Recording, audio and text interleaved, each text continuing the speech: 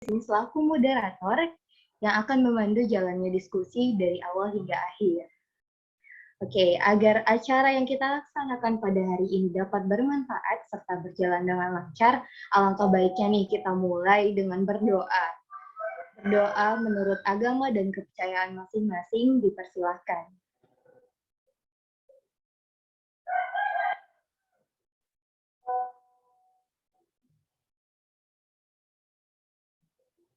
Amin.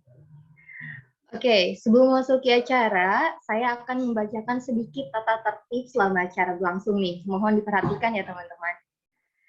Yang pertama, peserta diharapkan untuk mengaktifkan kamera dan mematikan mikrofon selama acara berlangsung. Yang kedua, dalam acara ini diharapkan tidak ada ujaran kebencian, menyinggung sara, politik, dan hal yang tidak bermanfaat lainnya.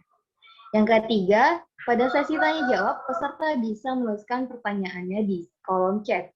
Dan yang terakhir, peserta diharap tidak keluar meeting room sebelum acara berakhir. Oke, perkenankan saya untuk membacakan susunan acara pada hari ini.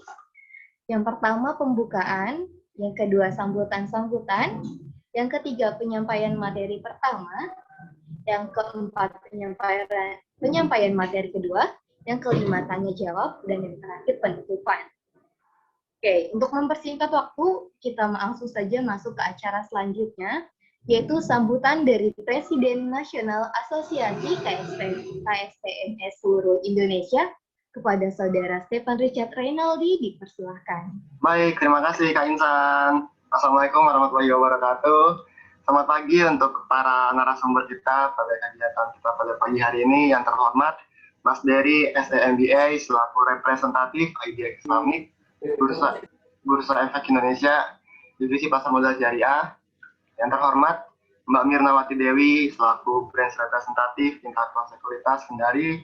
Yang saya hormati, Kak Ani Murtaza, selaku Ketua Penyelenggara dari kegiatan seminar online kita pada pagi hari ini, serta Bapak Ibu dan teman-teman yang sangat kami banggakan.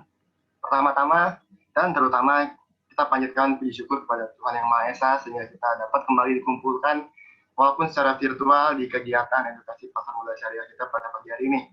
Terima kasih sebesar-besarnya untuk partisipasinya, untuk mengikuti acara di tengah-tengah weekend.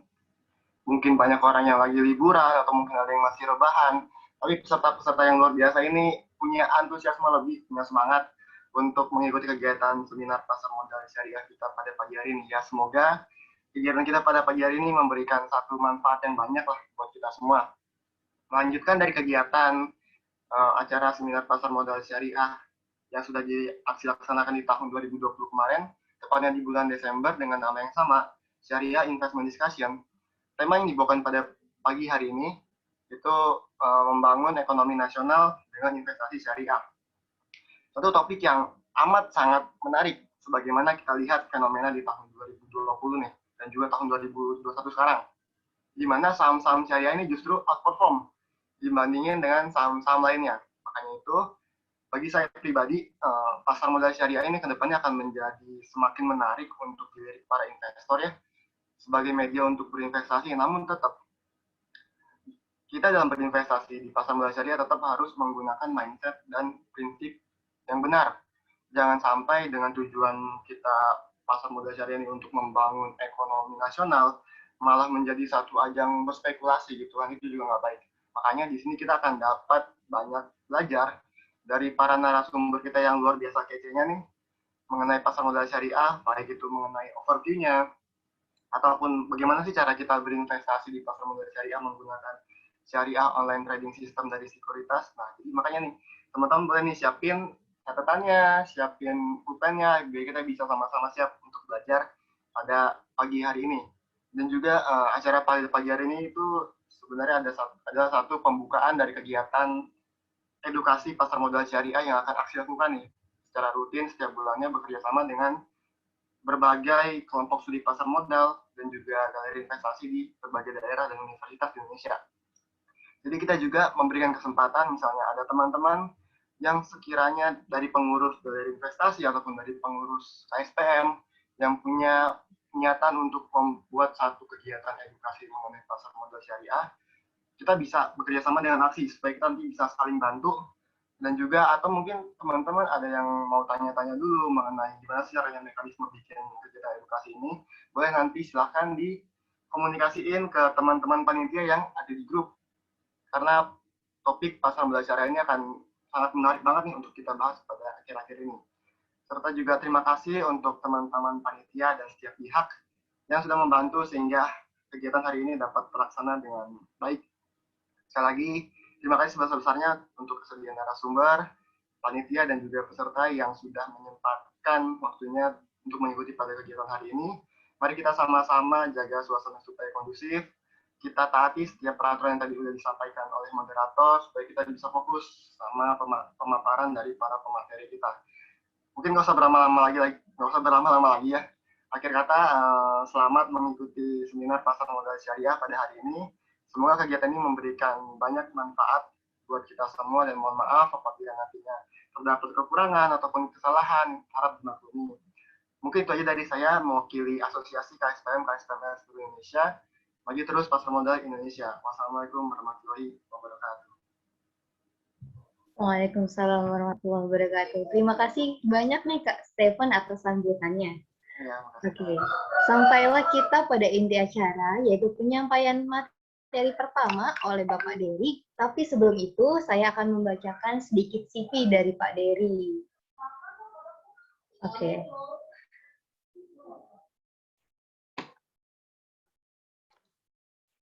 Pembicara kita hari ini bernama lengkap Dery Yustria.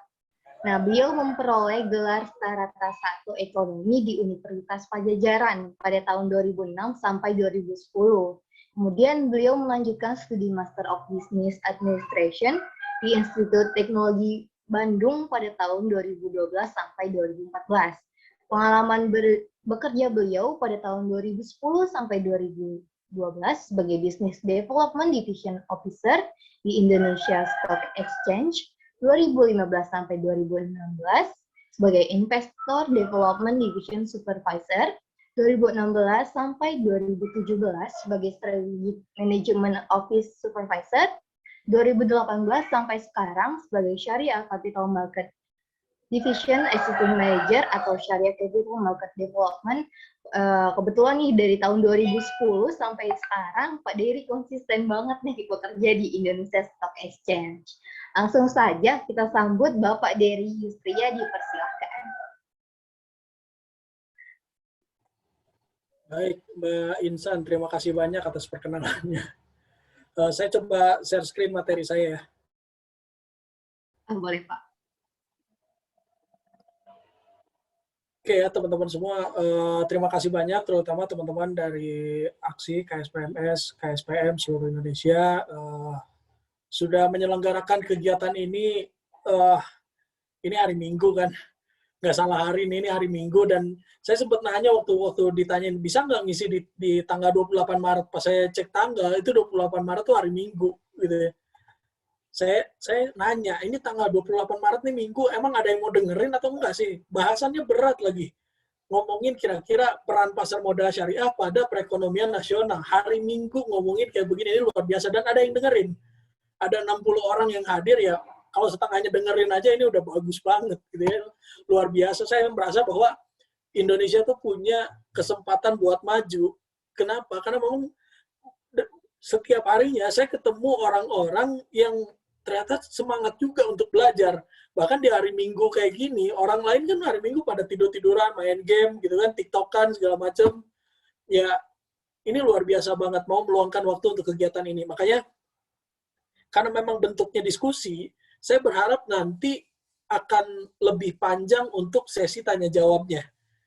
Jadi karena memang waktunya diskusi, dan saya yakin teman-teman sebagian sudah ada yang jadi investor di pasar modal, gitu. Jadi, kayaknya memang tidak akan terlalu berat untuk menjelaskan tentang pasar modal ke teman-teman. Tapi yang saya mau sama teman-teman adalah silakan diskusinya, silakan kita brainstorming, kira-kira apa sih gitu ya yang dilakukan oleh kita semua untuk belajar pasar modal syariah dan hubungannya terhadap pembangunan ekonomi nasional. Saya sengaja bikin judul yang ini dulu. Saya sengaja dari judul adalah pasar modal syariah, masa depan pasar modal Indonesia. Ini adalah visi kami. Di divisi pasar modal syariah, setiap orang yang ada di divisi pasar modal syariah Bursa Efek Indonesia semuanya punya visi yang sama. Visinya ini, pasar modal syariah, masa depan pasar modal Indonesia. Ini antara kepedean dan emang yakin gitu ya, ini beda-beda tipis gitu ya. Apakah iya gitu? Apakah pasar modal syariah akan jadi masa depan pasar modal Indonesia? Sebenarnya nggak ada yang tahu. Tahun 2010 gitu ya, tahun 2010 saya mulai ditugaskan di Bursa Efek Indonesia di market development.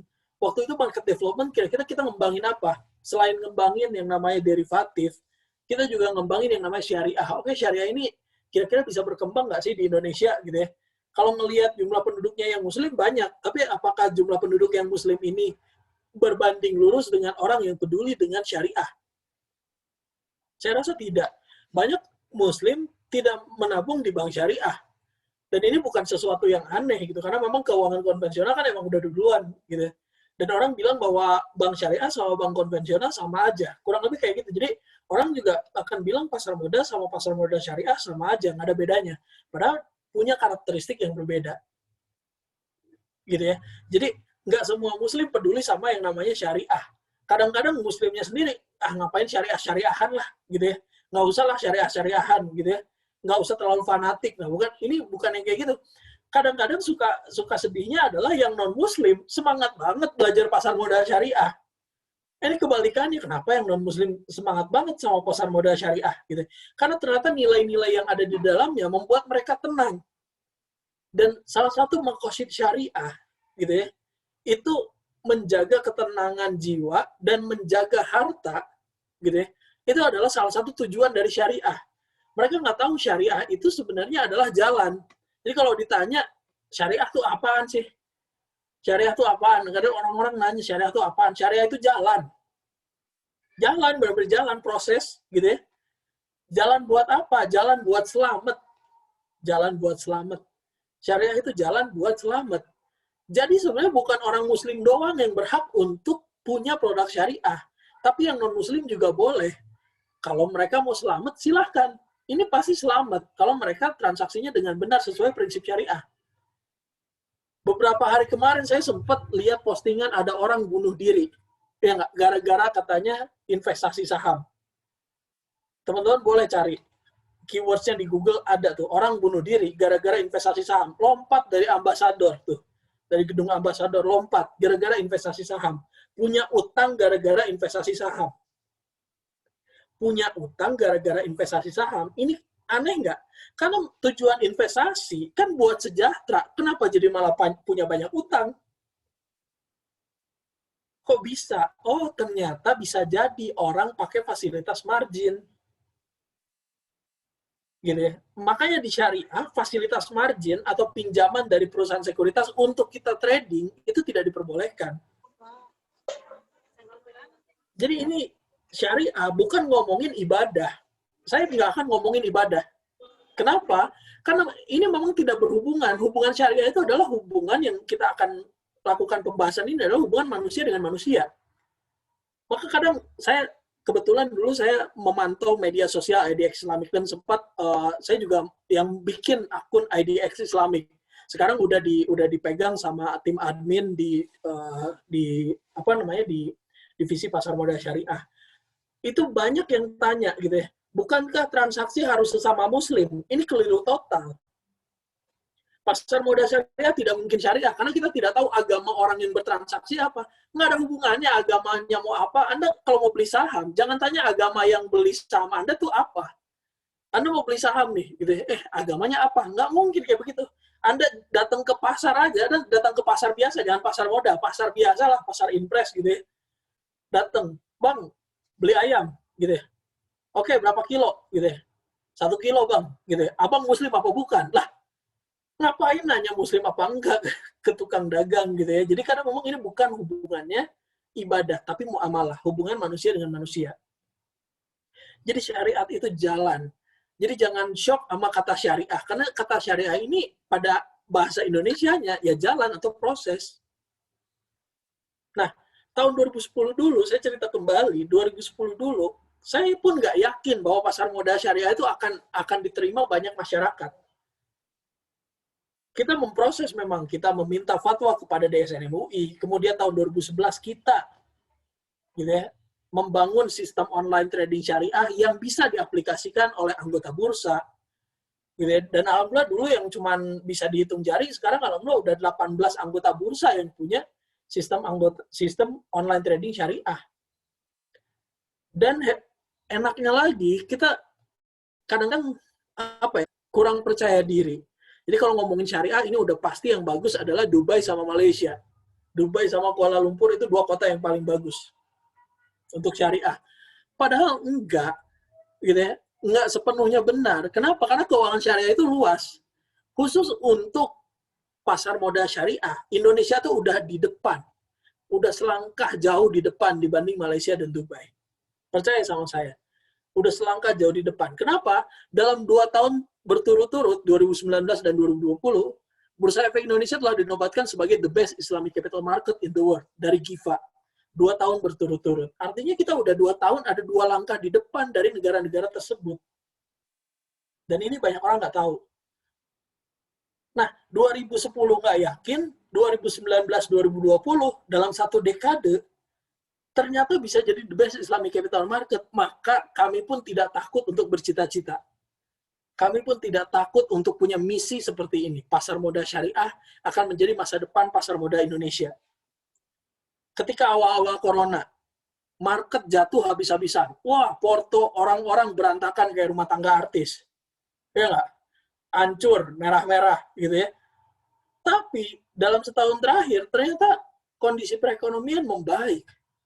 Gitu ya. Begitupun dengan pasar modal syariah. Di masa sulit seperti itu, pasar modal syariah masih tetap bisa bertumbuh. Jumlah investor syariah masih tetap nambah. Transaksi yang dilakukan itu masih di atas triliunan. Dan sekarang, sebulan aja transaksi itu bisa 1 triliun. Nah, sekarang kita coba lihat kembali data ini. Data ini menunjukkan di tahun 2020 kemarin itu kerasanya luar biasa, gitu ya. 2019 kita pertumbuhan ekonominya 5%-an, gitu ya. Awal tahun 2020 ini turun 3%, gitu ya. Begitu kuartal kedua, gitu, itu minus 5%. Tapi kesini, gitu ya, ini minusnya semakin lama semakin sedikit. Dan ini yang mau saya lihatin. Di tahun 2021 nanti, kita yang ada di minus 2% akan tumbuh menjadi positif 4,8%. Peran kita di mana sebagai insan pasar modal Indonesia? Kita lihat di sini. Kapitalisasi pasar kita, gitu ya, itu udah lebih tinggi daripada Singapura. Ini juga Singapura, negara yang kecil gitu, kapitalisasi pasarnya hitung gede, gitu ya. Kita sebenarnya ngalahin Singapura harusnya tidak bangga, gitu. Kenapa? Karena Singapura negaranya kecil banget, gitu ya. Sama Jawa Barat aja nggak ada seberapa kelurahan itu kali ya, karena kecil banget. Nah sekarang Thailand juga kita udah bisa mau nyusul Thailand. Sedikit lagi kita bisa nyusul Thailand dan makanya kita akan jadi yang terbesar di ASEAN. ASEAN dulu, kemudian nanti di Asia, kemudian di dunia. Siapa yang bisa menopang? Saya yakin, gitu, pasar modal syariah akan menjadi penopang yang bagus, gitu, untuk membangun pasar modal Indonesia kita supaya pasar modal Indonesia kita bisa bersaing di dunia internasional. Jumlah perusahaan tercatat, gitu ya. Di Malaysia memang paling banyak 932, tapi ini banyak small cap, gitu. Jadi perusahaan yang kecil-kecil dia difasilitasi juga, gitu ya. Kalau di kita kan nggak banyak, gitu ya, perusahaan yang kapitalisasi pasarnya kecil. Makanya di papan akselerasi itu jumlahnya mungkin masih bisa hitung jari lah, gitu ya. Di kita 720 besar-besar. Saya pernah datang ke bursa Malaysia. Kira-kira di sektor industri konsumsi aja, gitu ya. Apa sih yang paling jadi favorit buat investornya di Malaysia? Nestle. Lalu orang investor di Malaysia itu banyaknya sebenarnya invest di mana? Ternyata investnya di Indonesia. Bayangin, bahkan di Malaysia, gitu ya, ada dana yang dihimpun untuk disertakan di BPKH. Kayak gitu. Jadi bareng sama BPKH tuh beli saham-saham yang ada di Indonesia. Ini luar biasa, orang-orang di Malaysia ternyata beli yang sama, gitu ya, dengan efek-efek yang ada di Indonesia. Di BPK kan pasti banyaknya sukuk yang kayak gitu. Di Malaysia pun sama gitu. Orang Malaysia pun pada beli sukuk di Indonesia. Tentunya lewat reksadana dan lain sebagainya. Dengan metode yang lain sebagainya. Ternyata banyak juga gitu ya. Orang Malaysia yang beli saham-saham di Indonesia itu banyak. Makanya perusahaan sekuritas yang dari Malaysia juga lumayan banyak di Indonesia. Dan itu mereka memfasilitasi juga orang Malaysia untuk beli saham di Indonesia. Investornya sekarang, kita ngomongin investor, yang paling banyak Malaysia, gitu ya. Yang paling banyak Malaysia. Kita bisa lihat di sini Malaysia itu 7,82%. Artinya 2.500.000 orang itu udah invest di bursa Malaysia. Gitu ya. Tapi teman-teman coba lihat gitu ya, itu udah 7%. Udah 7% penduduk Malaysia gitu ya. Dan dari dulu sekitar 2,5 jutaan juga, nggak terlalu bertumbuh banyak. Coba lihat Indonesia gitu ya. Indonesia masih 0, bayangin, Indonesia itu cuma 0, penduduknya banyak 250 juta, bayangin, penduduknya banyak 250 juta. Kenapa sih orang-orang belum pada investasi saham, nggak ngerti, malas belajar, gitu ya, itu banyak banget. Dan yang ada malah banyak ketipu investasi bodong, ini paling sedih. Makanya dengan ada teman-teman aksi KSPMS ini, aksi KSPM dan KSPM seluruh Indonesia ini, saya harap kalian jadi agent of change. Ngasih tahu investasi yang benar tuh kayak gimana. Itu bagian dari amal Anda buat kehidupan nanti. Menghindarkan orang dari investasi bodong itu gede banget pahalanya. Jangan salah, itu dengan hal-hal kecil tuh kadang-kadang bisa masuk surga kalau kita ikhlas gitu ya.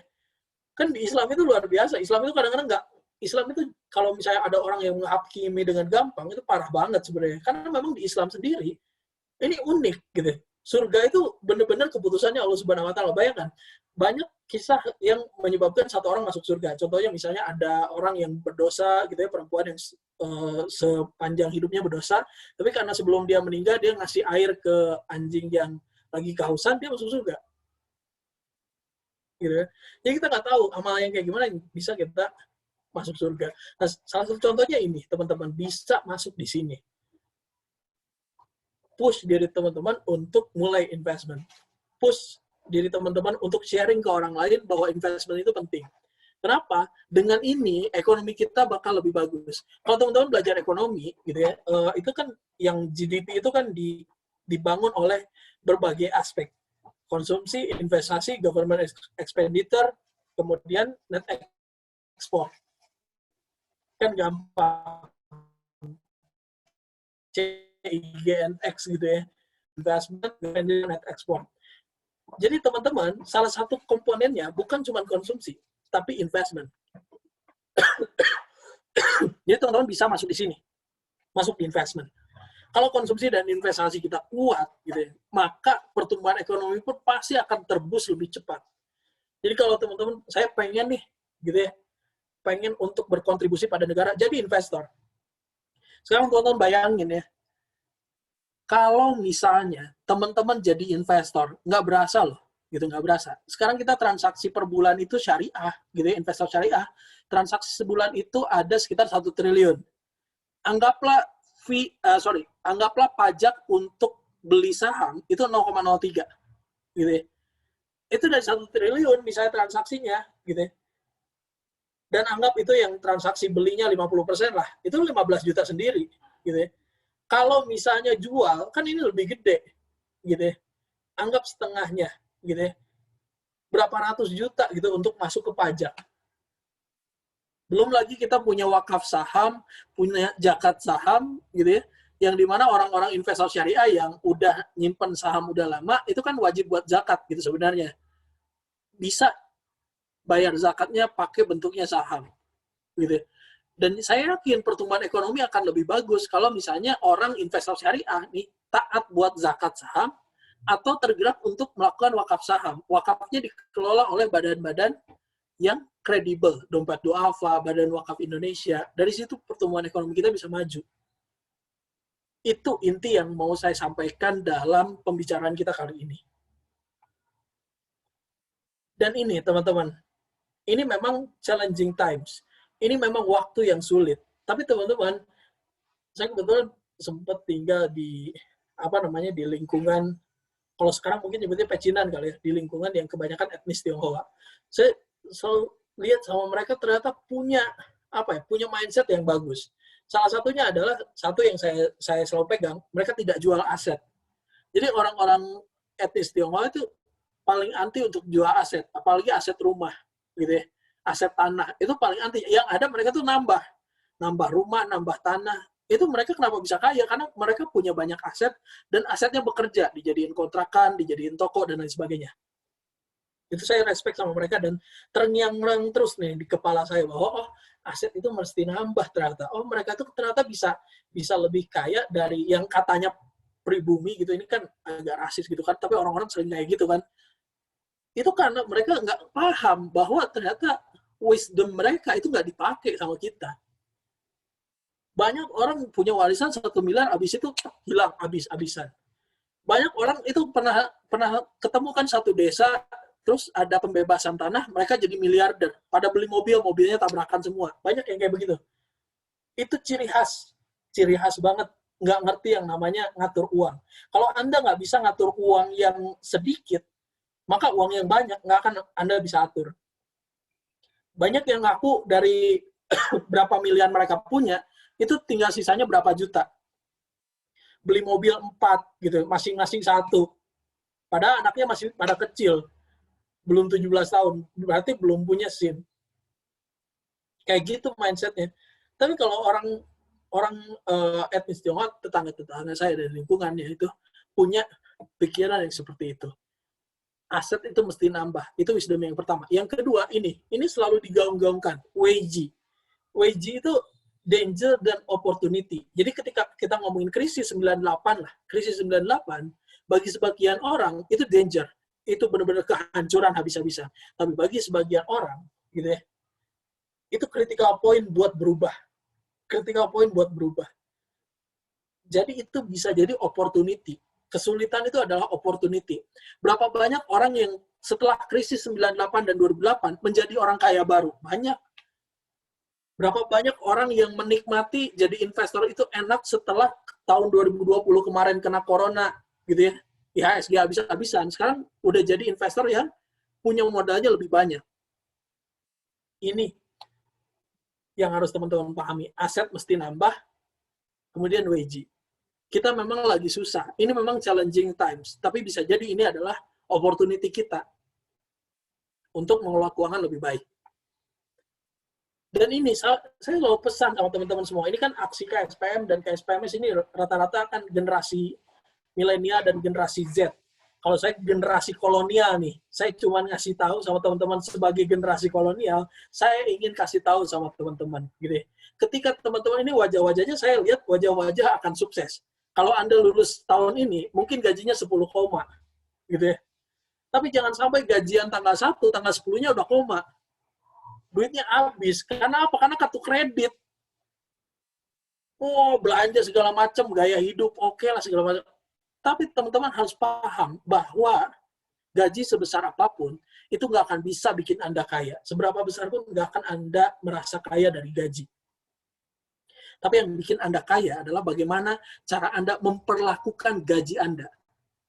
Bagaimana cara Anda memperlakukan gaji Anda. Percuma mau gaji 10 koma juga percuma. Gitu ya. Nah, teman-teman, makanya investment adalah bagian penting dalam pengelolaan keuangan. Pengelolaan keuangan Anda tidak akan pernah optimal tanpa investment. Karena yang kita tahu dalam mengelola uang adalah tabungan. Karena dari dulu kita diajarinnya nabung. Gitu ya. Kita nggak diajarin buat investment. Makanya anak saya dididik bukan untuk hanya nabung, tapi investment. Saya kasih tahu dikit-dikit gitu ya, bahwa kamu sebenarnya nanti di masa yang akan datang, kamu bisa membeli sebuah perusahaan. Anak masih terserah gitu ya, tapi kita harus kasih tahu dari awal, bukan cuma nabung, tapi investment. Nah, uang kamu gitu ya, kamu kan habis sunatan. Dia ngerti apa kagak terserah. Kamu kan habis sunatan, kamu dapat sekian juta. Ini dimasukin ke sukuk ya. Sukuk itu apa? Sukuk itu dijelasin. Dia kagak iya aja gitu, tapi nggak ngerti, tapi nggak apa-apa. Gitu. Yang penting kewajiban kita udah ngasih tahu. Lama-lama juga dia paham. Gitu. Ini semangat saya seperti itu karena memang ngelihat literasi dan inklusi kita luar biasa anjur banget. Anggaplah ini ada 100 orang, gitu. Ini di sini ada 100 orang, walaupun nggak nyampe. Dari 100 orang aja yang paham pasar modal, gitu, itu 4,9%, berarti kan nggak lebih dari 5 orang yang paham. Yang udah invest itu 1,6%, inklusi itu 1,6%. Artinya dari 5 orang yang paham, yang udah investasi paling cuma 2, gitu. Maka saya selalu bilang sama teman-teman, gitu, lakukan yang orang lain tidak lakukan, jelas hasilnya akan beda. Lakukan yang orang lain tidak lakukan. Orang lain belum investasi, Anda udah investasi syariah duluan. Itu udah bagus banget. Berapa banyak orang yang pinter-pinter di kuliahnya, begitu wawancara di perusahaan-perusahaan besar, dia malah nggak diterima. Kenapa? Satu sebabnya, dia tidak luwes dalam mendeskripsikan perusahaan. Nggak luwes. Kan banyak, bukan hanya nggak luwes ya, kadang-kadang sembarangan. Gitu. Ada sempat teman saya di divisi SDM ditanyain, gitu. Ini perusahaan besar divisi SDM nih, ditanyain, kamu kenapa pengen masuk perusahaan ini, gitu. Nggak tahu sih, saya pengen kerja aja. Macam mana kayak begitu bisa diterima, coy? Gitu. Coba kalau ada investor, itu perusahaan listing di Bursa Efek Indonesia, semuanya sudah di-disclose dari laporan keuangan, annual report, segala macam ada. Ngapain? Kalau misalnya cuma bisa bilang, saya nggak tahu, saya karena perusahaannya bagus aja gitu, saya ikutan. Nggak bisa kayak begitu. Tapi kalau Anda jadi investor, kan Anda bilang, saya pengen gabung di perusahaan ini, karena saya punya juga saham di perusahaan ini. Saya lihat perusahaan ini punya visi yang bagus. Saya lihat perusahaan ini laporan keuangannya sehat. Saya pengen gabung di tim di perusahaan ini. Gitu. Kamu tahu kerjanya apa? Business development. Saya memperhatikan bisnis-bisnis perusahaan ini dibandingkan kompetitor, itu ternyata bagus. Kan bisa cerita banyak.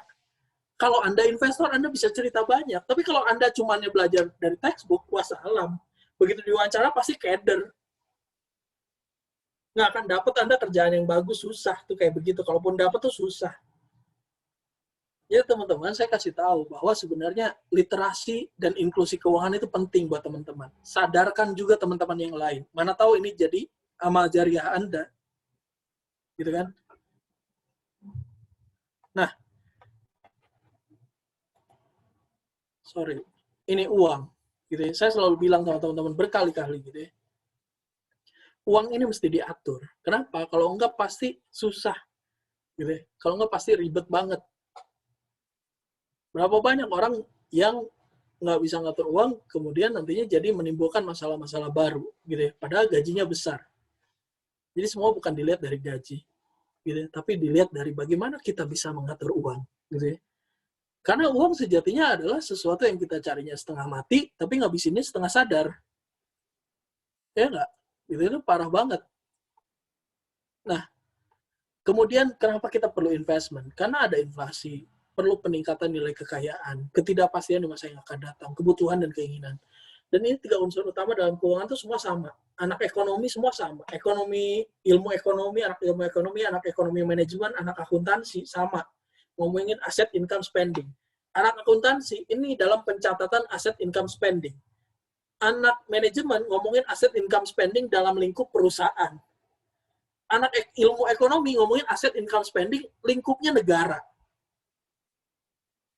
Jadi kan sebenarnya ini teman-teman sebenarnya sangat mudah sekali untuk dipahami bahwa aset mesti nambah, income income harus lebih tinggi daripada pengeluaran, pendapatan harus lebih tinggi daripada pengeluaran. Kenapa? Kalau pengeluarannya lebih tinggi daripada pendapatan, ini besar pasak daripada tiang.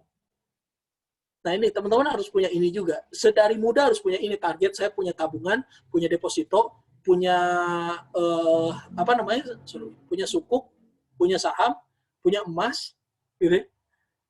Minimal segram aja punya, itu udah bagus banget. Yang penting saya punya aset, punya tabungan, punya deposito, punya emas, punya sukuk, punya saham. Sedari muda udah kayak gini, ini aman. Yang jomblo nggak apa-apa kayak begini, ini bagus banget. Yang tuna asmara nih, yang penting tuna asmara nggak apa-apa gitu. Anda nggak punya pacar nggak apa-apa, tapi punya ini. Nggak apa-apa berbakat untuk mencintai tanpa dicintai juga nggak apa-apa. Gitu. Yang penting punya aset. Asetnya ini bikin Anda lebih pede nantinya. Wajah yang kurang ganteng itu jadi termaafkan lah istilahnya. Dan ini teman-teman bisa pelajari, kalau sukuk dan saham ini bisa dipelajari pelan-pelan. Tapi tabungan emas dan deposito kan nggak usah dipelajari, pasti harus udah ngerti sendiri. Gitu ya, nggak usah dijelasin panjang-panjang. Ini pasar modal syariah bedanya apa? Pasar modal syariah itu bukan sesuatu yang terpisah dengan pasar modal Indonesia. Tempatnya sama di Bursa Efek Indonesia. Ini cuma beda transaksinya bertentangan nggak dengan prinsip syariah. Contoh gini, belanja online itu adalah kegiatan. Tapi kalau Tokopedia itu adalah tempatnya. Sama, di sini juga pasar modal. Itu kegiatannya. Tapi tempatnya di mana? Bursa Efek Indonesia. Pasar modal syariah itu kegiatan pasar modal yang tidak bertentangan dengan syariah. Tempatnya di mana? Sama-sama Bursa Efek Indonesia. Jadi tidak ada Bursa Efek Indonesia syariah. Namanya tetap sama. Pasar modal syariah, pasar modal Indonesia, ya tetap tempatnya di Bursa Efek Indonesia. Ini kasih tahu juga, yang bilang pasar modal judi, berarti dia nggak ngerti yang namanya pasar. Di pasar itu nggak ada judi. Mana ada di pasar judi? Gitu. Di pasar itu adanya jual beli. Maka kadang saya suka mengkritik orang-orang yang bilang di pasar modal itu ada judi. Nggak ada judi di pasar modal. Tidak ada maisir di pasar modal. Siapa yang bilang pasar modal ada judi? Ini kurang tepat sekali. Kayaknya pasar modal itu benar-benar kayak pasar. Adanya penjual dan pembeli. Tidak ada yang menang dan tidak ada yang kalah. Yang jual mengalami kerugian pun, gitu ya. Gitu. Nah ini nih, kedengeran nggak? Ada suara tukang es krim Campina nih. Karena di rumah memang kayak gini, noise suaranya tukang es krim Campina ini juga kalau teman-teman tahu produknya pasti tahu juga kira-kira kode perusahaannya apa. Kalau investor tuh pasti langsung tahu kode perusahaannya apa gitu. Jadi saham itu benar-benar teman-teman itu kayak yang namanya saham ya saham syariah juga saham sama gitu-gitu juga gitu ya. Bedanya adalah bisnisnya bertentangan nggak dengan prinsip syariah gitu ya. Jadi kalau di syariah, transaksi saham itu sifatnya adalah syirkah, berserikat. Gitu ya. Kalau saya mau bikin kafe sama teman-teman saya, ini berserikat namanya. Teman-teman saya ngasih modal, ya ini namanya saham tuh kayak gini, patungan usaha. Gitu ya. Nah, pasar modal zaman dulu benar-benar kayak pasar. Saya sering nunjukin ini gambaran pasar ini ya zaman dulu kayak begini. Alhamdulillah sekolonialnya saya nggak pernah ngalamin kantor saya seperti ini. Beli saham orang masih tulis di papan tulis, alhamdulillah saya nggak ngalamin, gitu ya. Saya ngalaminnya yang seperti ini, gitu ya. Ini ngalamin saya. Orang-orang tuh nggak pakai papan tulis lagi, tapi orang pakai telepon, tinggal ordernya dimasukin ke komputer, ke JATS, Jakarta Automated Trading System, gitu ya. Jadi saya ngalamin kantor Bursa Efek Indonesia seperti ini. Kalau yang kayak begini, nggak ngalamin. Kalau lihat bentuk saham yang kayak gini, ya tentu saja pernah lihat. Karena dulu masih ada orang yang tetap pakai warkat. Kalau sekarang, itu udah nggak pakai warkat sama sekali. Udah jarang banget orang pakai warkat. Nggak ada orang pakai, kalaupun ada orang nikah pakai mahar saham, ini bentuknya nggak seperti ini. Gitu ya. Bentuknya nggak seperti ini. Nah, sekarang kan udah online. Sistem online trading syariah itu yang online, beli saham kayak sistem online trading biasa, tapi dia punya fitur-fitur yang tidak akan menyebabkan kita bertransaksi di luar prinsip syariah. Nah ini juga gitu ya, jadi investasi saham itu gampangnya adalah membeli perusahaan yang sahamnya tercatat di Bursa Efek Indonesia. Investasi saham syariah adalah membeli perusahaan sahamnya yang tercatat di Bursa Efek Indonesia dan tidak bertentangan dengan prinsip syariah. Makanya bisnis minuman keras nggak mungkin masuk syariah. Gitu ya, walaupun ternyata bagus. Dulu Multi Bintang Indonesia tuh harga sahamnya 1 jutaan. Tapi boleh dibeli nggak? Nggak boleh. Bukan karena mahal. Tapi karena memang tidak masuk ke dalam daftar efek syariah. Gitu ya. Jadi pilihan, kita tuh intinya dalam investasi, itu semua pilihan. Mau syariah, mau enggak, itu pilihan. Mau pilih yang saham yang kayak gimana, itu juga pilihan teman-teman. It's always the matter of choice. Melewati krisis 98 dengan cepat. Ini Indonesia banget. Kalau misalnya kita lihat IHSG kita, gitu ya, IHSG kita tuh naik turun. Tapi bayangin, setiap tahunnya terjadi penurunan, tahun depannya mengalami kenaikan. Tahun 2020 kita minus 5% IHSG kita. Tapi ada harapan di tahun 2021, IHSG kita akan positif. Gitu ya. Ini tinggal dibaca aja buat teman-teman. Ini pasti udah ngerti. Terus ada pergerakan harga saham BRI Syariah. Ini pernah sampai di harga di bawah 200 malah ini sekarang harganya udah di atas 1.000 gitu ya. Ini udah luar biasa banget. Dan pemerintah membangun Bank Syariah Indonesia, Pak Jokowinya sendiri bilang bahwa ini akan membangkitkan raksasa tidur. Jadi di Indonesia itu sedang mencoba membangkitkan raksasa tidur, yaitu industri keuangan syariah. Gitu ya. Ini gampang buat teman-teman yang belum ngerti, silakan coba pahami ini tuh. Jangan sampai Anda nonton kayak begini langsung dipindahin tukang bubur naik haji. Ini teman-teman coba perhatikan dulu. Ini tuh gampang gitu ya. Ini ngomongin IHSG. Oh, ini IHSG-nya lagi naik apa lagi pada turun? Rata-rata harga saham tuh lagi pada naik apa turun gitu doang. Apalagi ini teks berjalan kayak gini. Oh, ini 4 huruf berjejer, ini namanya adalah kode saham atau ticker code. Semua saham di kayak giniin, disingkat jadi 4 huruf. Pak, kenapa disingkat jadi 4 huruf? Karena memang kalau nggak disingkat, ini sampai maghrib acara nggak kelar. Karena panjang-panjang di Indonesia apa namanya. Di luar negeri kok Pak nggak disingkat? Ya Anda kalau nonton di luar negeri mah, acara-acara kayak begini di luar negeri, ditulisin semua. Microsoft. Oh, Microsoft ditulis gitu. Plek, nggak pakai singkatan-singkatan. Samsung ditulis gitu. Kenapa nggak ada panjangannya? Coba ini Anda lihat di sini ada ICBP. Panjangannya apa? PT Indofood CBP Sukses Makmur Tbk. Sukses Makmur. Samsung Maju Jaya. Ada nggak di sana? Nggak ada. Microsoft Sukses Sejahtera. Nggak ada di sana. Microsoft aja. Nggak ada embel-embel belakangnya. Karena di kita nama adalah doa, jadi panjang-panjang. Coba anak-anak bayi zaman sekarang, namanya panjang-panjang kan? Udah gitu susah-susah lagi kan? Nah, kita makanya pakai singkatan. 4 huruf gitu ya. Nah, ini bagaimana saham syariah diseleksi, kemudian landasan regulasinya, kemudian peran pasar modal syariahnya, ini teman-teman bisa baca gitu ya. Keuntungannya jelas lah gitu ya. Dividen dan capital gain. Kalau nanya akadnya akad jual beli biasa, ini disebutnya adalah bai al-musawamah. Jadi continuous auction itu namanya bai al-musawamah gitu. Ini udah banyak yang nikah pakai mahar saham syariah ya. Silakan teman-teman yang perempuan tinggal dikeceng aja kira-kira saham apa yang teman-teman pengenin. Kalau ada laki-laki yang mau khitbah tinggal bilangin saya mau mahar sahamnya Unilever. Nggak usah banyak-banyak. 1.000 lot aja udah cukup. Nah, silakan gitu ya. Wakaf saham juga bisa, ini risiko gitu ya. Kemudian sukuk, ini sukuk juga mungkin masih bisa beli kali ya, karena nggak tahu tuh, masih bisa beli atau nggak, sedang masa pemesanan atau nggak gitu ya. Ini sistem online trading syariah yang membedakan kita dengan yang online trading biasa gitu ya. Oke, itu mungkin yang bisa saya sampaikan buat teman-teman semua. Kita banyakin aja untuk diskusinya. Saya tadi udah mengambil waktunya cukup banyak. Silakan teman-teman perhatikan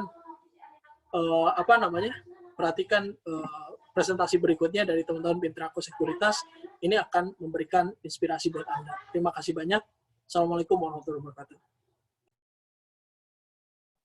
Waalaikumsalam warahmatullahi wabarakatuh. Wah, menarik banget nih. Tapi mohon maaf nih teman-teman, ditahan dulu pertanyaannya. Kita lanjutin diskusi kita yang kedua, yaitu dari Kak Mirna. Oke, saya akan membacakan sedikit CV singkatnya ya. Oke, pembicara kedua kita kali ini bernama lengkap Mirna Wati Dewi. Beliau memperoleh gelar sarjana di Institut Agama Islam Negeri Kendari pada tahun 2015 sampai 2019. Nah, Kak Mirna juga memiliki beberapa pengalaman kerja yang menarik nih.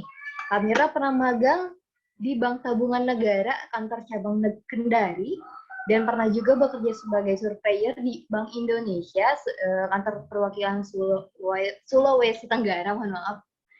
Selanjutnya pernah juga menjadi mitra Badan Pusat Statistika Kota Kendari. Pernah juga magang di Bursa Efek Indonesia perwakilan Sulawesi Tenggara, dan sekarang bekerja di Pintrako Sekuritas Kendari sebagai branch representatif Pintrako. Nah, hal yang menarik, Kak Mirna ini pernah menjadi salah satu pengurus aksi ini di tahun 2019. Wah, untuk lebih lanjutnya bisa langsung kita tanyakan nih Kak Mirna. Halo Kak Mirna. Halo. Apa kabar Kak Mirna? Baik, alhamdulillah.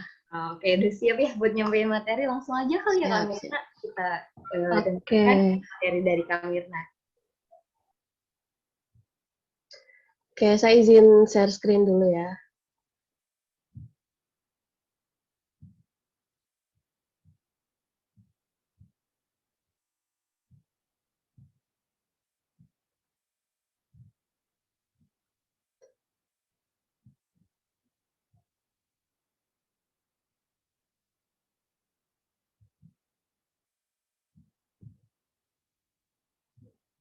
Oke. Ini.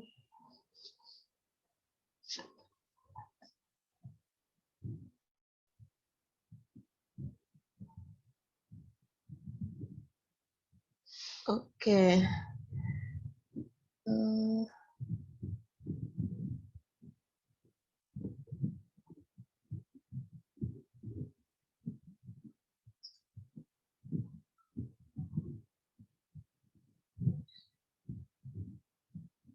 Eh, Baik, Assalamualaikum warahmatullahi wabarakatuh.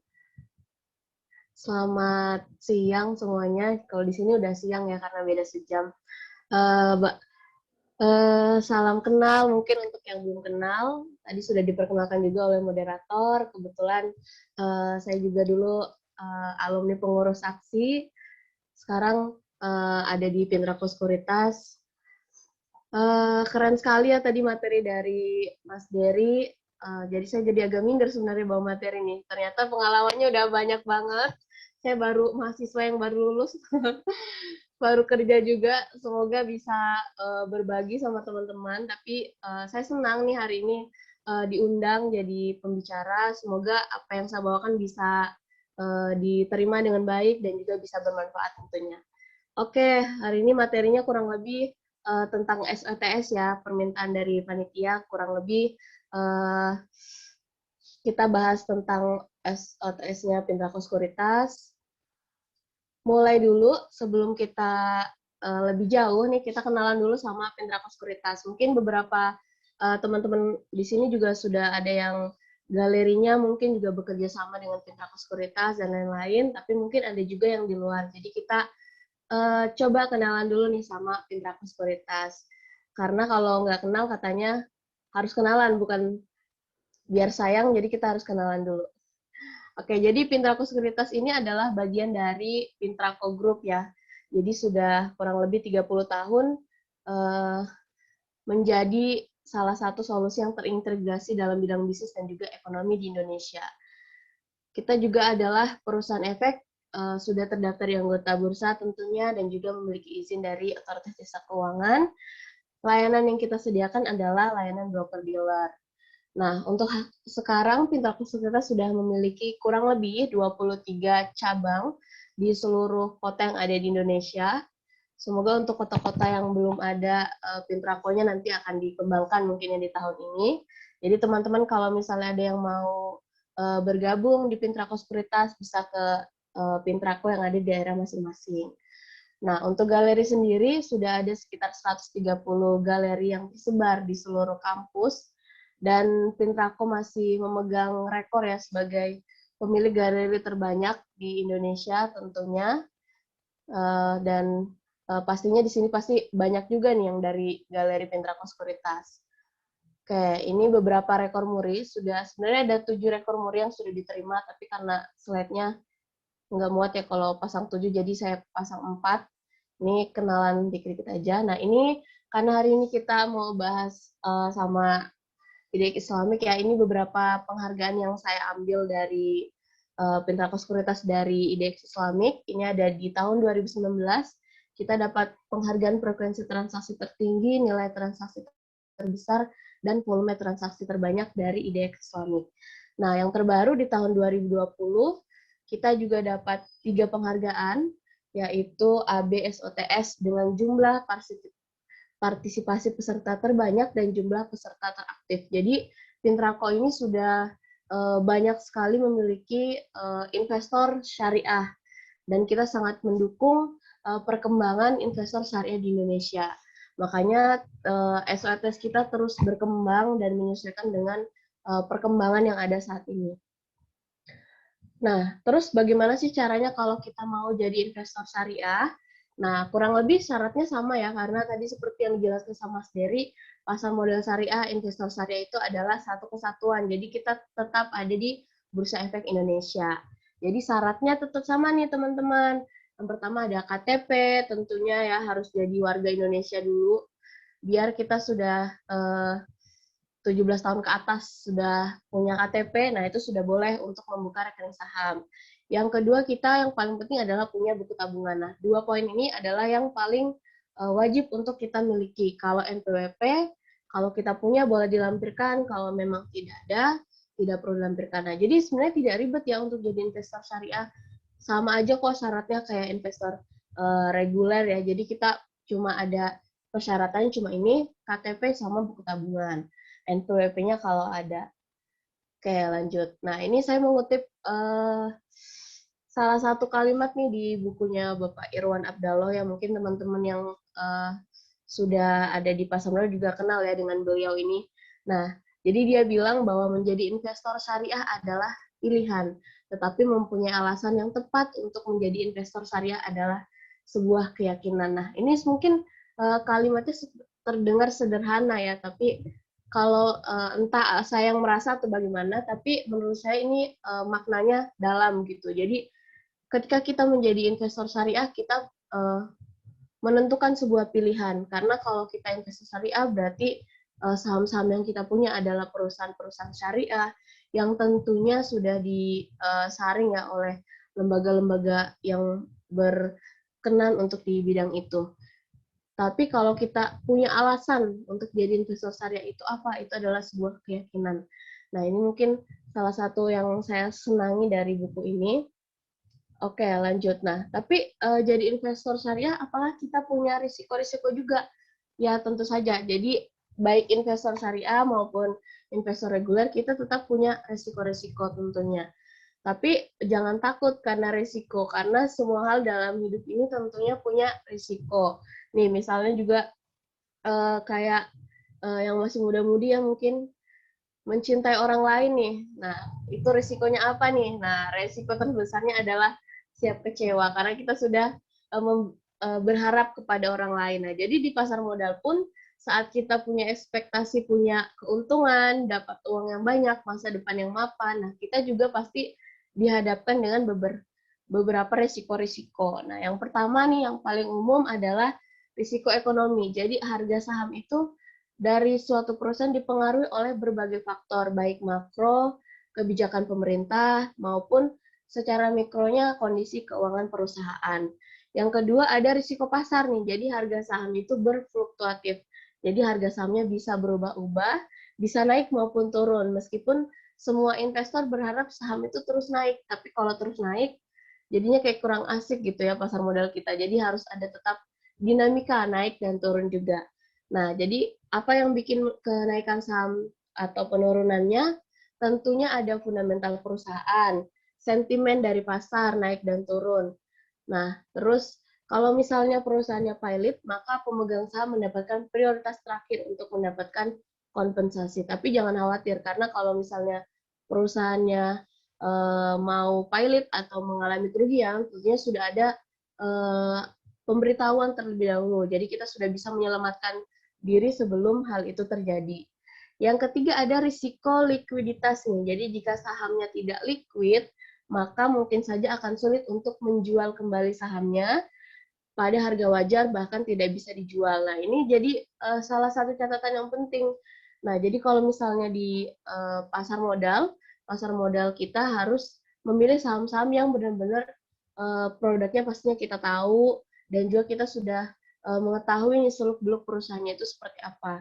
Jadi kita tidak asal beli, tidak berspekulasi di pasar modal. Nah, tapi karena banyak risiko-risiko tadi, jangan sampai karena banyak risiko, baru sampai situ nih sudah kabur duluan nih, karena banyak risikonya. Tapi jangan khawatir, karena beberapa risiko tadi, sebenarnya kalau kata Warren Buffett ya, risk come from not knowing what you're doing. Jadi sebenarnya risiko itu bisa datang kalau kita tidak tahu apa yang kita lakukan. Jadi kita harus benar-benar tahu nih saham apa yang kita beli, bagusnya seperti apa.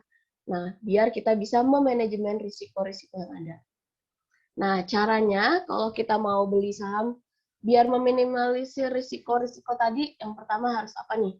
melakukan riset. Jadi pastikan Anda tahu apa yang Anda beli dan apa yang kita lakukan di pasar modal.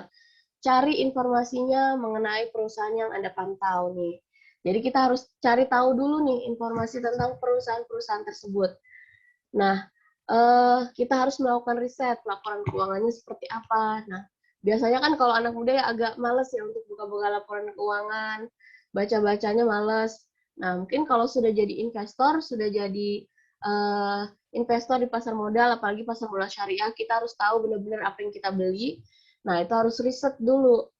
Masa riset calon gebetan yang cuma modal nama bisa stalking sampai berapa tahun ke belakang di sosmednya, masa kita nggak bisa buka laporan keuangan untuk stalking perusahaan yang akan kita beli. Karena uang kita adalah tanggung jawab kita sendiri, jadi bukan tanggung jawab pihak sekuritas atau mungkin tanggung jawabnya Mas Dery ya karena jadi investor syariah.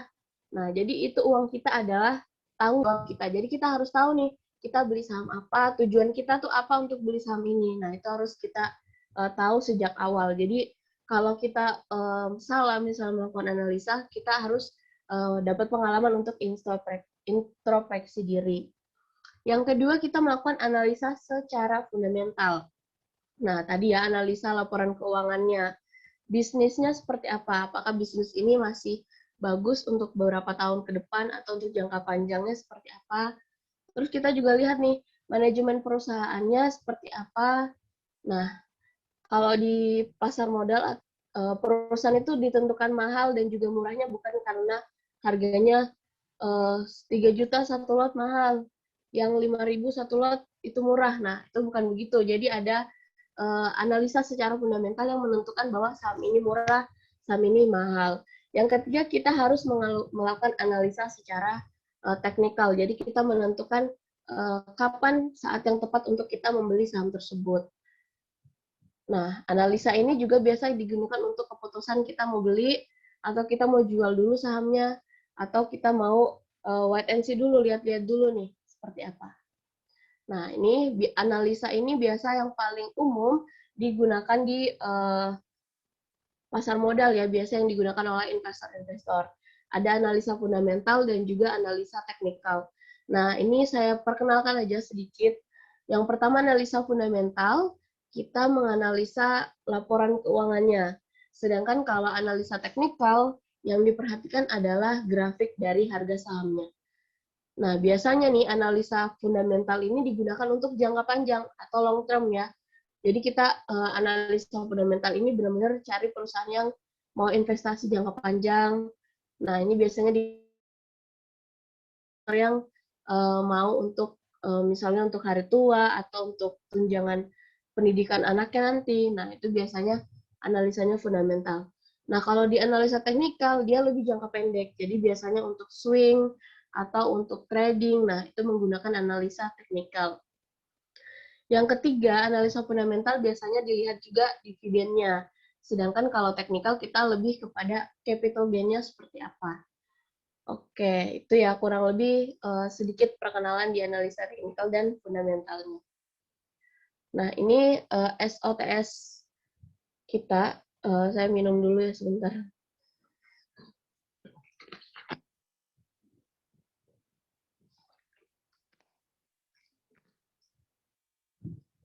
Nah, ini SOTS dari Mitra Sekuritas. Jadi SOTS kita sudah sesuai fatwa DSM MUI. Jadi teman-teman kalau bertransaksi jangan khawatir karena sudah sesuai dengan prinsip syariah. Terus akadnya tadi sudah dijelaskan juga sama Mas Dery ya, akad bai al musawamah. Jadi jual beli, tawar menawar secara berkesinambungan. Jadi kan kalau misalnya kita beli dan jual saham itu di pasar, kita bisa tawar di bid maupun kita di offer juga kita bisa tawar. Nah, itu namanya adalah bai al musawamah. Terus prinsipnya qad hukmi atau transaksi berdasarkan prinsip syariah. Nah, investasi dan trading sesuai syariah karena saham-sahamnya semuanya dalam aplikasi syariah itu atau SOTS-nya Pintrako sudah disaringkan nih saham-saham yang masuk isi dan bukan. Jadi semuanya sudah lebih aman dan tenang. Bebas riba pastinya karena kalau aplikasi kalau akunnya syariah, jadi tidak ada fasilitas margin ataupun penggunaan limit. Jadi benar-benar cash basic. Jadi kalau misalnya di reguler bisa ada fasilitas limit penambahan modal atau peminjaman modal. Kalau di syariah hanya cash basic. Jadi benar-benar transaksinya itu cash basic. Jadi misalnya kita punya uang 1 juta, ya kita bisa beli saham sampai 1 juta. Tidak bisa lebih dari itu. Terus akses penuh market info. Jadi semuanya real time. Oke, lah kita lanjut biar lebih banyak sesi diskusi ya. Nah, nih jadi kalau misalnya kita memasukkan saham yang non syariah ke dalam SOTS Pintrako Sekuritas di profit syariah, nanti akan muncul order book error. Nah, kalimatnya adalah saham yang Anda masukkan bukan termasuk dalam ISSI. Nah, jadi pada dasarnya segala bentuk muamalah boleh dilakukan sampai ada dalil yang mengharamkan. Jadi kalau misalnya teman-teman yang misalnya masukkan saham di luar dari saham syariah ya, misalnya tadi ini masukkan BBRI. Nah, itu langsung ada pemberitahuan seperti ini untuk memberitahukan bahwa saham tersebut bukan syariah. Jadi kan kurang lebih saham di pasar modal sudah ada 700-an ya. Kalau misalnya harus hafal yang mana yang syariah sama yang bukan kan agak ribet ya. Hafal semuanya kan mungkin kita agak kesusahan untuk menghafal. Jadi dibantu oleh aplikasi, jadi disaringkan oleh aplikasi bahwa saham ini bukan syariah, jadi akan muncul pemberitahuan seperti ini. Nah, terus kalau misalnya kita salah order nih, misalnya kita jual saham, tapi sahamnya tidak kita miliki, atau misalnya kita punya 10 lot, tapi kita mau jualnya 11 lot. Nah, itu juga akan ada pengingat atau pemberitahuan. Kalau biasanya kita bilang nih kultum singkat ya.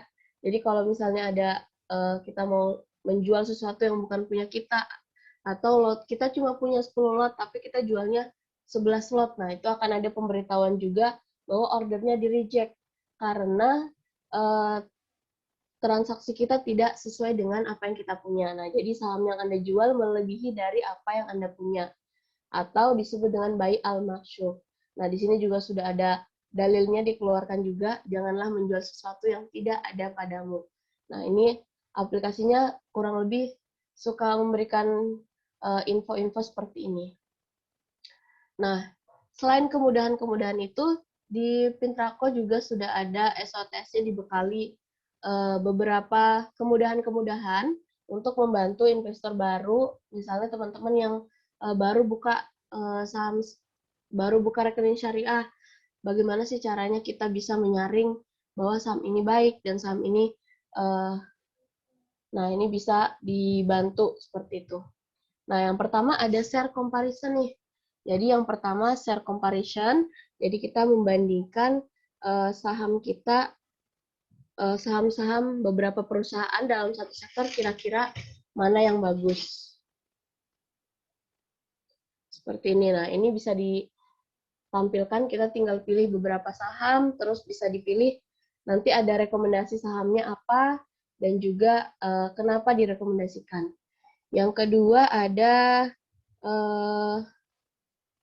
remark atau pemberitahuan. Jadi ada notifikasi khusus nih kalau misalnya ada tanda seru seperti ini, bisa dilihat kenapa nih ada tanda serunya. Nah, biasa kalau misalnya terlambat memberikan ini laporan keuangan, nah itu langsung ada notifnya di aplikasi. Jadi teman-teman bisa menghindari perusahaan-perusahaan yang notifnya mungkin membahayakan, misalnya sudah hampir pilot atau punya masalah hukum, nah itu bisa dihindari. Terus ada SMS alarm, ada servivote kalau kita tidak tahu ya cara menentukan support dan resisten, jadi sudah disediakan servivote atau support dan resisten untuk saham-saham yang kita miliki. Terus ada smart click, jadi kalau di Pintrako ada namanya smart click, jadi kita tinggal klik di bagian harganya, nanti akan muncul perintah beli, jual, ataupun share activity, share information, dan informasi-informasi lainnya. Nah, terakhir, jadi ini juga saya kutip dari buku yang sama, investasi adalah seni mengolah harta dan setiap investor syariah adalah seorang seniman, mempunyai karakter dan gaya masing-masing. Investor syariah bisa mempelajari, bahkan bisa menjiplak strategi investor lain, tetapi hasilnya belum tentu sama. Jadi kita bisa saja menggunakan analisa yang sama nih, tapi pada kenyataan actionnya kita mendapatkan hasil yang berbeda. Nah itu nanti kita akan menemukan cara terbaik untuk berinvestasi di pasar modal. Oke, terima kasih. Itu saja saya kembalikan ke Kak Insan. Oke, terima kasih Kak Mirna atas penyampaian materinya nih. Buat teman-teman yang mau bertanya silahkan tuliskan di kolom chat ya. Oke, sebelum teman-teman nanya nih, aku pengen nanya nih sama Mas Dery dan Kak Mirna. Tadi kan Mas Dery pernah nyinggung mengenai zakat dan wakaf saham ya. Sebenarnya itu apa sih Mas? Terus Kak Mirna, bisa nggak sih itu tuh dilakuin di Intraco Sekuritas? Oke, saya jawab dulu mungkin ya. Iya, boleh Mas. Sorry saya nggak bisa nyalain ini video karena memang ini kayaknya jaringannya tadi saya sempat terputus ya. Jadi saya coba mungkin untuk hemat bandwidth. Saya pakai suara aja cukup kedengeran nggak? Cukup kedengaran Mas, aman. Iya, beginilah ya kalau pakai IndiHome, saya mohon maaf nih. Aduh, udah sebut merek Mas tapi Dery. masih aja kayak gini.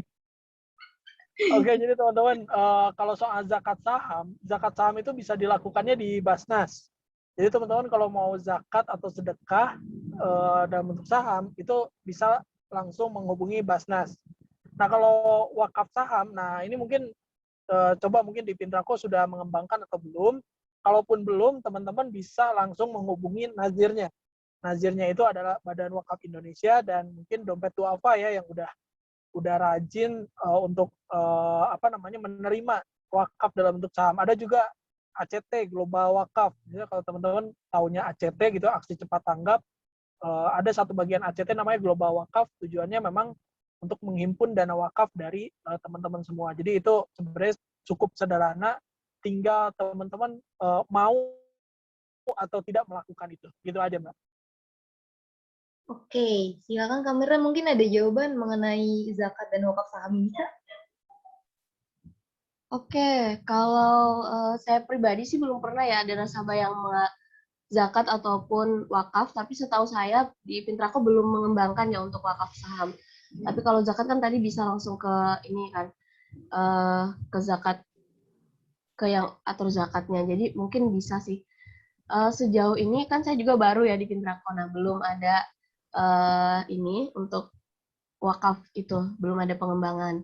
Mungkin nanti kalau ada nanti diinformasikan lebih lanjut. Oke, makasih nih Mas Dery, Kak Mirna. Oke, udah muncul beberapa pertanyaan dari teman-teman sepertinya. Tapi ada dari Muhammad, siapa ini? Muhammad Rizky Ramadan, katanya mau bertanya secara langsung. Oke, boleh aja Kak, silakan. Open mic dan open cam kalau bisa. Silakan Kak. Terima kasih. Ya, Assalamualaikum warahmatullahi wabarakatuh.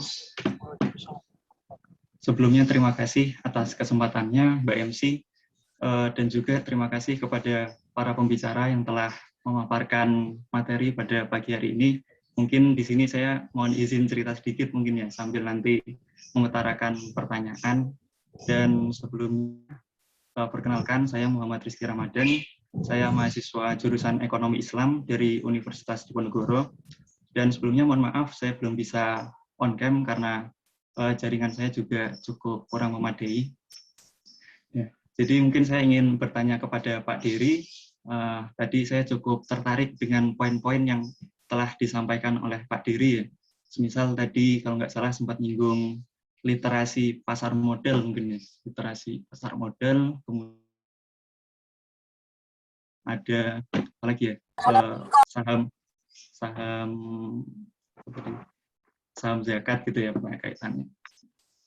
Cukup tertarik dengan hal-hal tersebut dan di awal tadi Pak Dery sendiri juga menyampaikan bahwa berbicara tentang pasar modal syariah secara tidak langsung juga berbicara masa depan Indonesia gitu ya.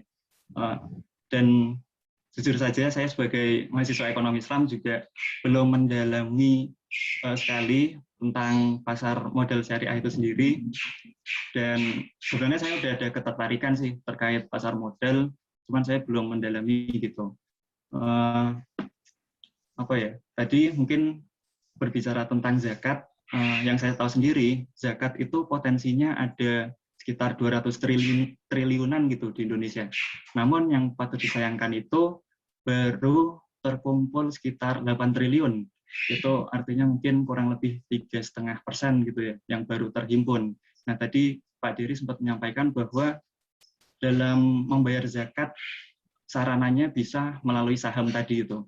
Nah, mungkin mungkin nanti bisa sharing lagi dari Pak Dery gimana caranya biar potensi zakat yang besar di Indonesia ini tuh terkumpul gitu. Karena ini juga pokoknya sesuatu yang penting lah. Kemudian langsung aja ke pertanyaan saya mungkin ya. Saat ini menurut Pak Dery sendiri, apakah dari pemerintah ataupun masyarakat Indonesia tuh udah attention sekali dengan pasar modal syariah ini gitu? Karena yang tahu saya sendiri juga saat-saat ini tuh ekonomi Islam cukup trending lah di Indonesia. Banyak kabar berkaitan dengan ekonomi Islam gitu. Nah, kira-kira dan juga bagaimana sih membangun kesadaran terkait literasi pasar modal syariah tadi kepada masyarakat Indonesia gitu. Mungkin kurang lebihnya seperti itu, dan mungkin salam kenal Pak Dery. Kebetulan saya juga pengurus himpunan mahasiswa ekonomi Islam Undip ya. Mungkin barangkali kalau ada acara di himpunan kami, barangkali kita bisa melakukan kerjasama gitu, Pak Dery, mungkin bisa mengisi seminar dan lain sebagainya. Terima kasih. Baik. Assalamualaikum warahmatullahi wabarakatuh. Waalaikumsalam. Gimana Mbak Insan atau Mbak MC apa Mbak moderator? Dijawab langsung atau ditampung dulu? Bisa dijawab aja langsung biar nggak penasaran nih Mas Rizky kayaknya. Oke, betul. Potensi zakat dan wakaf saham itu ratusan triliun, Mas. Tapi yang melakukan memang dikit gitu. Entah nggak pada sadar, entah lupa, atau entah gimana, kan hitungnya dari orang yang punya pendapatan. Ini kan zakatnya juga kebanyakan adalah zakat mal ya. Hitung potensinya itu dari zakat mal. Pendapatan orang yang kira-kira bisa masuk nisab atau haulnya itu sekitar segitu, ratusan triliun. Tapi yang belum melakukan sampai itu ternyata kayaknya banyak, karena memang yang baru terkumpul itu baru sekitar di bawah 10 triliun ya. Cuman teman-teman, kami menyediakan zakat saham ini sebenarnya untuk metode untuk para investor gitu ya, supaya apa? Supaya gampang. Kadang-kadang orang suka denial gini. Kalau zakat kan bagi orang yang punya banyak uang gitu ya. Saya kan nggak punya uang. Saya punyanya dalam bentuk saham. Ini jelas kurang tepat nih kalau misalnya hanya ngomong dalam bentuk saham, karena sahamnya sendiri sekarang udah bisa diwakafkan langsung, tinggal pengalihan aset. Sama kayak misalnya menikah dengan mahar saham. Itu kan cuma mindahin aset yang dari laki-laki ke perempuan. Kan gitu ceritanya gitu ya. Itu jadi potensi itu kami ingin membantu mengoptimalkan potensi yang dimiliki gitu ya oleh orang-orang Indonesia untuk bayar zakat lebih mudah, khususnya dari para investor, dari komunitas para investor ini. Supaya investor itu tergerak, ternyata saya tuh udah layak untuk bayar zakat saham, udah wajib buat bayar zakat saham, gitu ya. Nah, beda dengan wakaf. Kalau wakaf ini jauh lebih fleksibel, karena wakaf itu kan sebenarnya tidak diwajibkan. Cuman banyaknya orang taunya wakaf tanah kuburan aja, gitu ya, paling sama masjid. Wakafnya kayak begitu. Nah, kami menyediakan wakaf saham supaya dikelola secara produktif. Dikelola produktif sama siapa? Sama dompet duafa. Dibikin apa? Dibikin untuk pengembangan UMKM, dibikin untuk fasilitas, misalnya pesantren, dibikin untuk hal-hal yang bersifat produktif, pendidikan, gitu ya, pengembangan usaha dan segala macamnya. Itu kan dana wakaf bisa. Dan ini luar biasa banget yang namanya wakaf. Wakaf akan membuat umur amal kita jadi lebih panjang daripada umur kita di dunia. Umur kita di dunia 60. Tapi kalau aset wakafnya terus-terusan dipakai, terus-terusan berputar, apa yang akan terjadi? Bisa jadi usia pahala dari wakaf yang terus-terusan itu lebih panjang daripada umur kita. Kita cuma mau ngasih tahu sama investor syariah, jangan kejar dunianya terus, gitu ya. Kita harus siapin juga bekal kita di akhirat. Ingat, kita tuh bakal jadi cover boy dan cover girl di buku Yasin. Banyak orang yang nggak sadar itu. Ini orang-orang pada lupa, kayak kita tuh mati tuh pakai kain kafan, nggak bisa pakai kertas kado tuh kayak nggak bisa. Gitu. Semuanya diperlakukan sama. Nah, makin siap kita bisa ke arah sana, gitu ya, dengan cara membanyakin bekal kita. Contohnya gini, kenapa sih orang ditanya pengen masuk surga nggak? Pengen. Semua pasti angkat tangan nih. 70 orang di sini pasti angkat tangan semua. Tapi kalau ketika saya tanya, oke, siapa yang mau masuk surganya detik ini juga? Ini nggak pada mau, gitu kan? Kenapa? Karena memang nggak punya bekal ke arah sananya. Nah, makanya kita menyediakan zakat saham dan wakaf saham supaya level of greedy-nya itu secara psikologis diturunkan. Teman-teman coba lihat peraturan-peraturan yang ada di Fatwa DSN MUI nomor 80. Peraturan-peraturan di situ itu untuk menekan greedy loh. Di mana di konvensional ini nggak dipeduliin. Di reguler itu nggak dipeduliin. Tapi kalau di syariah ini dipeduliin level of greedy ini. Contoh misalnya margin trading. Itu kan menurunkan level of greedy, orang pengen beli tapi nggak punya duit. Sedangkan di syariah tuh ada uang, ada barang. Nggak ada dapat pinjaman dari sekuritas tuh nggak ada. Gitu ya. Nah, itu yang kita pengen. Kemudian short selling, jual saham tapi kita sahamnya minjem ke sekuritas. Ini juga tidak diperbolehkan. Sama kayak margin trading minjem uang, short selling minjem barang dari sekuritas. Ini pun tidak diperbolehkan dalam sistem online trading syariah. Gitu. Nah, perkara teman-teman kok bagaimana cara mengembangkan supaya orang-orang ini bisa punya literasi yang bagus, terutama untuk produk-produk pasar modal syariah. Sebenarnya gini, ini berdasarkan proses aja, gitu ya. Sampai sekarang, Mas, saya kasih tahu, jumlah investor syariah itu, kita kan ngukur orang yang punya investor syariah itu, jadi investor syariah itu yang pakai sistem online trading syariah. Jadi kalau di Pintrako nih, memisahkan yang syariah sama yang enggak adalah yang pakai sistem online trading syariah berapa orang sih. Ceritanya kayak gitu. Nah, makanya kita bilang bahwa pengguna sistem online trading syariah atau kita sebut investor syariah itu udah nyampe 91.000 orang. Dan insya Allah tahun ini bisa nyampe 100.000. Harapan kami gitu. Tahun ini bisa nyampe 100.000 orang. Memang masih dikit dibanding 2 juta investor secara keseluruhan. Tapi seenggaknya pertumbuhan itu ada. Gitu ya. Karena memang semua pasti akan syariah pada waktunya. Tenang aja, suka atau tidak suka, cepat atau lambat, gitu ya, yakin atau tidak yakin, semua akan syariah pada waktunya. Orang-orang itu pasti bakalan pindah ke syariah juga kok. Kami yakin. Kenapa? Karena memang secara produk, gitu ya, kami punya banyak. Memang kita tidak bisa beli saham perbankan konvensional, tidak bisa beli saham minuman keras, tidak bisa beli saham rokok, gitu kan? Tapi kami yakin, gitu ya, dari jumlah saham syariah yang ada aja, kita udah lebih 60% itu saham syariah semua. Dan suatu saat orang pasti sadar, syariah ternyata punya fitur-fitur yang lebih bagus. Sahamnya memang tidak semua bisa dibeli, tapi yang bisa dibeli ini sahamnya juga yang nggak kalah bagus sama saham-saham yang tidak masuk ke dalam daftar efek syariah. Satu saat akan kayak gitu. Yang kita lakukan hanya bisa melakukan edukasi, dan edukasi. Maka kami senang kerjasama sama aksi KSPM untuk berbicara soal pasar modal syariah, gitu ya. Karena ini bagian dari ikhtiar kita bersama nih untuk meningkatkan pasar modal syariah Indonesia, gitu ya. Cepat atau lambat, insya Allah visi kami akan terwujud bahwa pasar modal syariah akan menjadi masa depan pasar modal Indonesia. Demikian, Mas. Terima kasih banyak.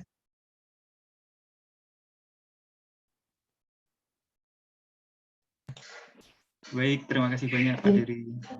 Ya. Oke, cukup dari Mas Dery sepertinya ya. Gimana Mas Rizky? Sudah terjawab? Sudah terjawab, Mbak Insan. Terima kasih. Iya, kalau mau memperdalam ilmu syariah atau mau open account bisa nih langsung ke Kamirna ya. Oke. Langsung ke pertanyaan kedua ya, Mas, Mbak. Oke, ada yang bertanya nih, kenapa sih di dalam saham syariah masih diperbolehkan dengan adanya pendapatan non-halal sebesar 10% dan utang berbasis riba sebesar 45%? Kalau misalnya saham syariah tersebut tiba-tiba melebihi basis pendapatan non-halal dan ribanya, bagaimana ya? Silakan dijawab, Mas.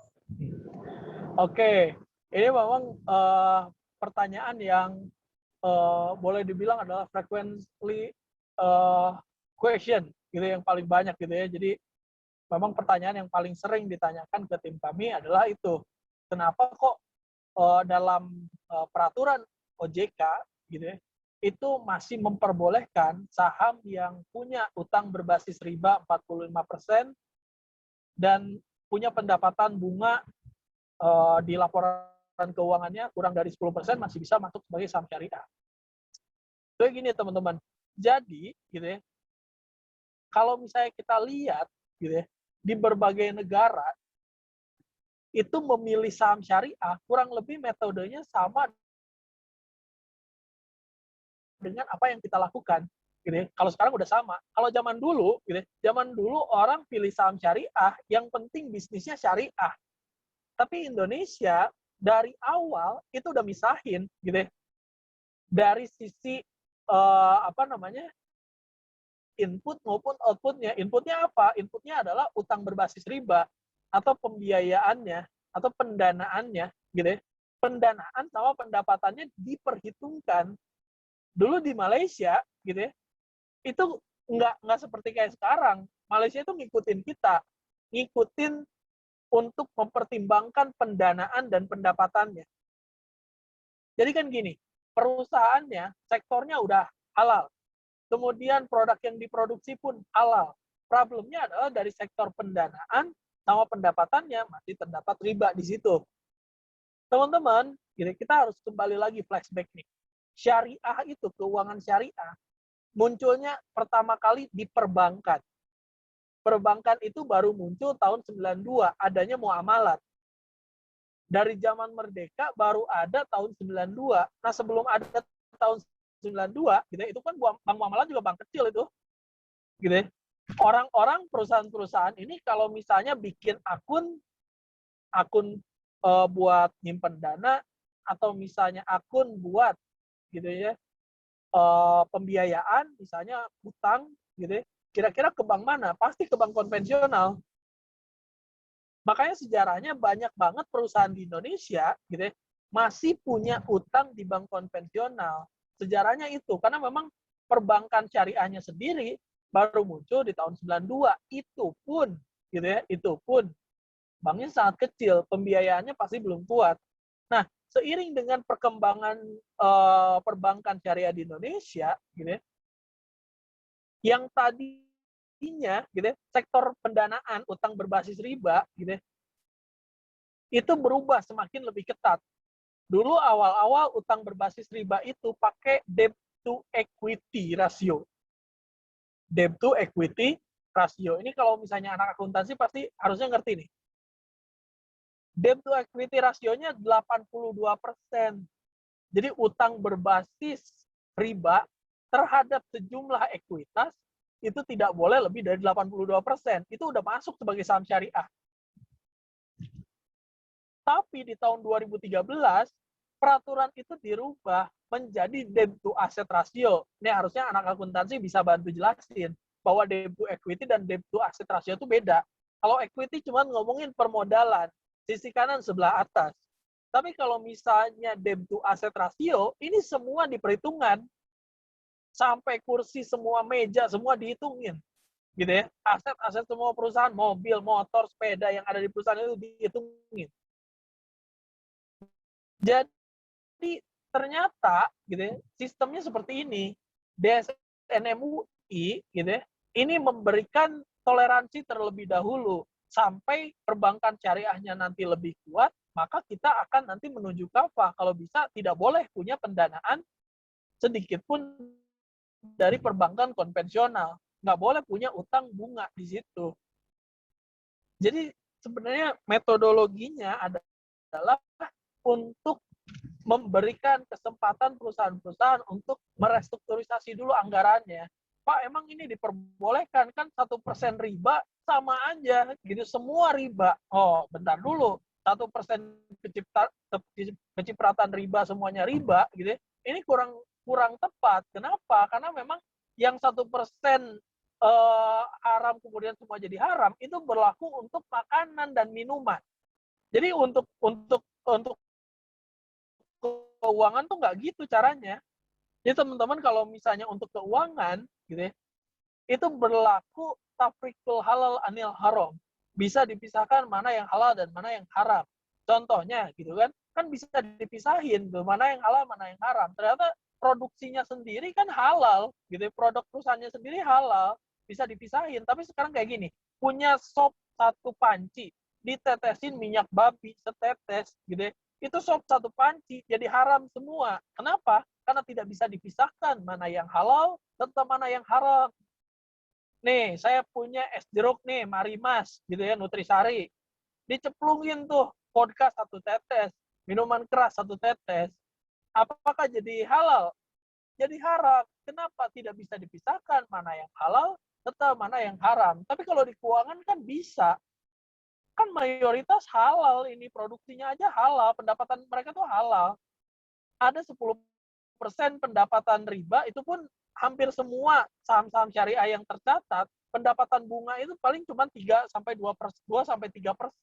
Jadi sangat sedikit sekali. Gitu. Apakah ini akan nantinya berubah menjadi lebih ketat? Tentu saja, karena kita sudah pernah mengalami peraturannya akan lebih ketat. Gitu ya. Jadi ini memang sifatnya itu belajar dulu. Gitu ya. Sifatnya itu proses, tidak bisa sekaligus. Pak, kalau saya pengen benar-benar perusahaan yang tidak punya utang berbasis riba, tidak punya pendapatan bunga, ada perusahaan apa itu? Perusahaan yang dinamakan dengan emiten syariah. Kayak gimana Pak emiten syariah tuh? BRI Syariah. Wah, itu emiten syariah. Kenapa dia disebut emiten syariah? Karena ternyata dia punya apa? Punya anggaran dasar dan anggaran rumah tangga perusahaan, gitu ya, akte perusahaan yang di dalamnya mencantumkan bahwa perusahaan ini, gitu ya, bahwa perusahaan ini akan mentaati seluruh prinsip-prinsip syariah. Itu dalam anggaran dasar dan anggaran rumah tangganya disebutkan kayak gitu. Tapi kalau Telkom kenapa jadi saham syariah? Padahal di anggaran dasarnya nggak kayak gitu. Karena memang Telkom diseleksi. Jadi ada 2 model nih, ada yang diseleksi, ada yang tidak saham syariah tuh. Kalau yang tidak, memang dari anggaran dasarnya sudah menyebutkan bahwa perusahaan ini berdasarkan prinsip syariah. BRI syariah, BTPN syariah, Panin Dubai syariah, gitu ya. Yang belakangnya syariah, gitu ya. Banknet syariah tuh, itu ya Bang, yang apa tuh, yang baru tuh, perusahaan baru, yang baru listing. Itu juga di anggaran dasarnya menyatakan patuh terhadap prinsip-prinsip syariah. Nah, itu nggak mungkin ada pendanaan berbasis riba. Tidak mungkin ada pendapatan bunga atau berbasis riba. Kalau mau itu di Indonesia, di Bursa Efek Indonesia cuma ada 5. Yang lainnya diseleksi berdasarkan peraturan OJK dan gitu ya, setiap 6 bulan sekali OJK, DSN MUI, dan Bursa Efek Indonesia akan melakukan pertemuan. Gitu ya. Melakukan pleno, apakah saham ini gitu ya masih layak nggak masuk daftar efek syariah. Jadi ada diseleksi setiap 6 bulan sekali, diukur. Itulah penyebabnya kenapa sekarang kita masih ada seleksi, karena memang belum sempurna iya, tapi tidak untuk ditinggalkan. Belum sempurna iya, tapi tidak untuk ditinggalkan. Semuanya serba menuju kafah. Semua serba belajar menuju kafah. Contoh misalnya kita sholat kita zaman kecil dulu paling al-ikhlas terus, gitu kan? Kul huwallahu lagi gitu ya, dari subuh sampai maghrib gitu ya, sampai isya kul huwallahu lagi, al-ikhlas lagi gitu ya. Tapi kan seiring dengan berjalannya waktu, gitu ya, ternyata kita punya surat-surat pendek yang lain, gitu. Nah, untuk investasi saham pun sama, untuk investasi syariah pun sama. Belum yang udah memenuhi prinsip syariah secara murni, ini baru 5. Tapi yang lain-lainnya belajar dulu. Karena kalau ditiadakan, maka tidak akan ada yang namanya reksadana syariah. Masa reksadana syariah efeknya cuma 5? Kan tidak mungkin. Gitu ya, makanya pasarnya diadain dulu, tapi sedikit demi sedikit diperbaiki. Jadi begitu sistemnya. Bukan sebagai menghalalkan yang haram. Ini keliru banget. Banyak orang yang bilang bahwa DSN MUI menghalalkan yang haram. Ini keliru total. DSN MUI tidak pernah menghalalkan sesuatu yang haram. Yang haram tetap haram, gitu ya. Tapi kalau dilihat di sini, gitu ya, oh ternyata kita muamalah aja ya harus belajar dulu, gitu ya. Termasuk sama kayak ibadah. Ibadah pun belajar dulu. Puasa bolong-bolong dulu nggak apa-apa, gitu ya. Tapi kita menuju kafahnya tadi. Jadi gitu ya, jawabannya bahwa ini bukan menghalalkan yang haram, tetapi ini adalah proses seleksi berdasarkan peraturan OJK nomor 35 tahun 2017 di mana dipantau oleh Dewan Syariah Nasional Majelis Ulama Indonesia. Demikian. Oke, semoga terjawab ya Kak Manda Pahlevi. Oke, selanjutnya nih Mas, ada pertanyaan. Di syariah itu ada lembaga tersendiri untuk menilai suatu perusahaan itu masuk syariah atau tidak. Dan untuk kriterianya itu bagaimana? Silakan dijawab, Mas. Betul, ini singkat saja. Di peraturan OJK nomor 35 tahun 2017 tentang penerbitan daftar efek syariah, gitu ya, itu diperbolehkan tuh lembaga yang kalau misalnya mau menyeleksi saham-saham syariah, silahkan. Jadi ada peraturannya detail di situ. Tapi kalau yang menerbitkan daftar efek syariah di Indonesia, gitu ya, itu adalah Otoritas Jasa Keuangan. Jadi bukan DSN MUI, tapi Otoritas Jasa Keuangan, gitu ya. Lembaga lain diperbolehkan, tapi harus mengikuti peraturan Otoritas Jasa Keuangan. Demikian ya, yang berwenang adalah OJK. Oke, semoga terjawab ya Kak Imam Zazuli. Oke, next-nya ada dari Kak Syamsul Mardin nih. Dia bertanya, jika ketika kita membeli suatu saham di salah satu perusahaan dan tahun berikutnya saham tersebut keluar dari indeks saham syariah, hal apa nih yang akan kita lakukan? Apakah kita harus menjual saham tersebut atau gimana Kak? Gimana tuh Mas? Silahkan. Ya, keluar atau masuknya saham syariah ini adalah sesuatu yang wajar karena secara reguler 6 bulan sekali OJK akan memeriksa apakah perusahaan ini masih layak untuk masuk ke dalam daftar efek syariah atau tidak, gitu ya. Nah, yang dilakukan adalah teman-teman kalau sahamnya keluar dari syariah gimana? Teman-teman nggak usah nangis-nangis Bombay, gitu ya, apalagi sampai guling-guling, nggak usah, gitu ya. Kita ini jangan baperan, gitu ya. Jadi sebagai anak generasi muda jangan baperan. Kalau sahamnya keluar dari saham syariah, dijual saja, gitu ya. Itu himbauan DSN MUI itu dijual saja. Nanti kalau sudah dijual, gitu ya, kalau sudah dijual, nanti belikan saham syariah yang lain. Kan saham syariah itu banyak, gitu ya. Jumlahnya aja lebih dari 475, gitu. Itu banyak banget pilihannya. Jadi teman-teman dijual, beli saham syariah yang lain yang juga punya fundamental yang bagus, gitu ya. Tadi Mas Stephen udah bilang bahwa mau investasinya syariah atau enggak tetap harus pakai aturan dan prinsip-prinsip yang benar dalam berinvestasi di pasar modal, gitu ya. Itu jadi teman-teman tetap harus perhatikan fundamentalnya. Nah, teman-teman, ini namanya adalah switching aset. Jadi teman-teman ketika saham syariahnya keluar dari daftar efek syariah, maka teman-teman cari saham syariah yang lain. Jadi saham syariahnya dijual aja.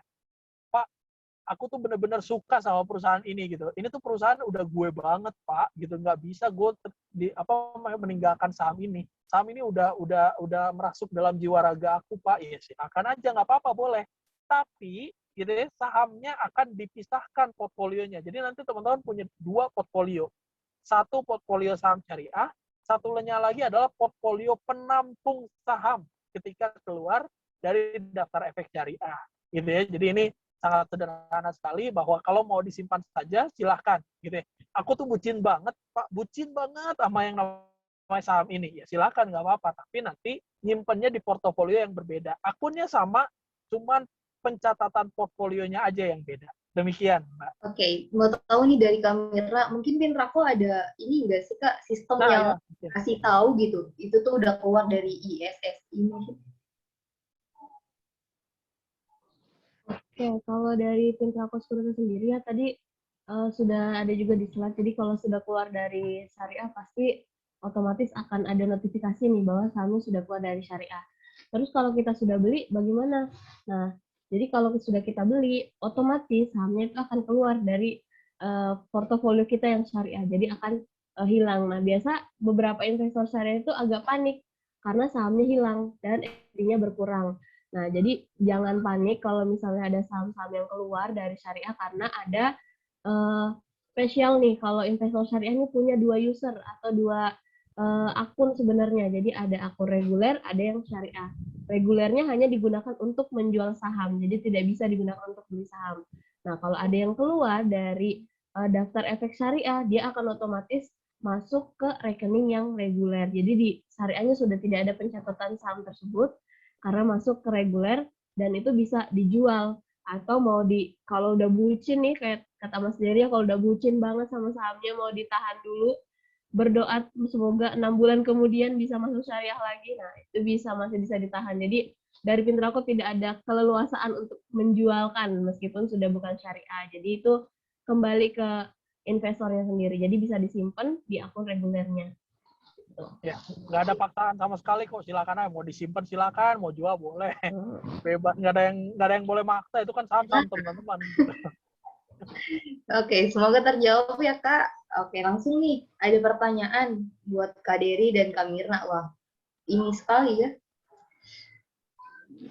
Untuk Kak Dery, saya ingin bertanya, kenapa banyak masyarakat sekarang lebih memilih konvensional daripada syariah? Dan untuk Kak Mirna, saya ingin bertanya nih, apakah value investing sama atau berbeda dengan investasi jangka panjang seperti yang biasa dicontohkan oleh Warren Buffett? Silakan untuk Pak Dery dulu mungkin ya pertanyaannya.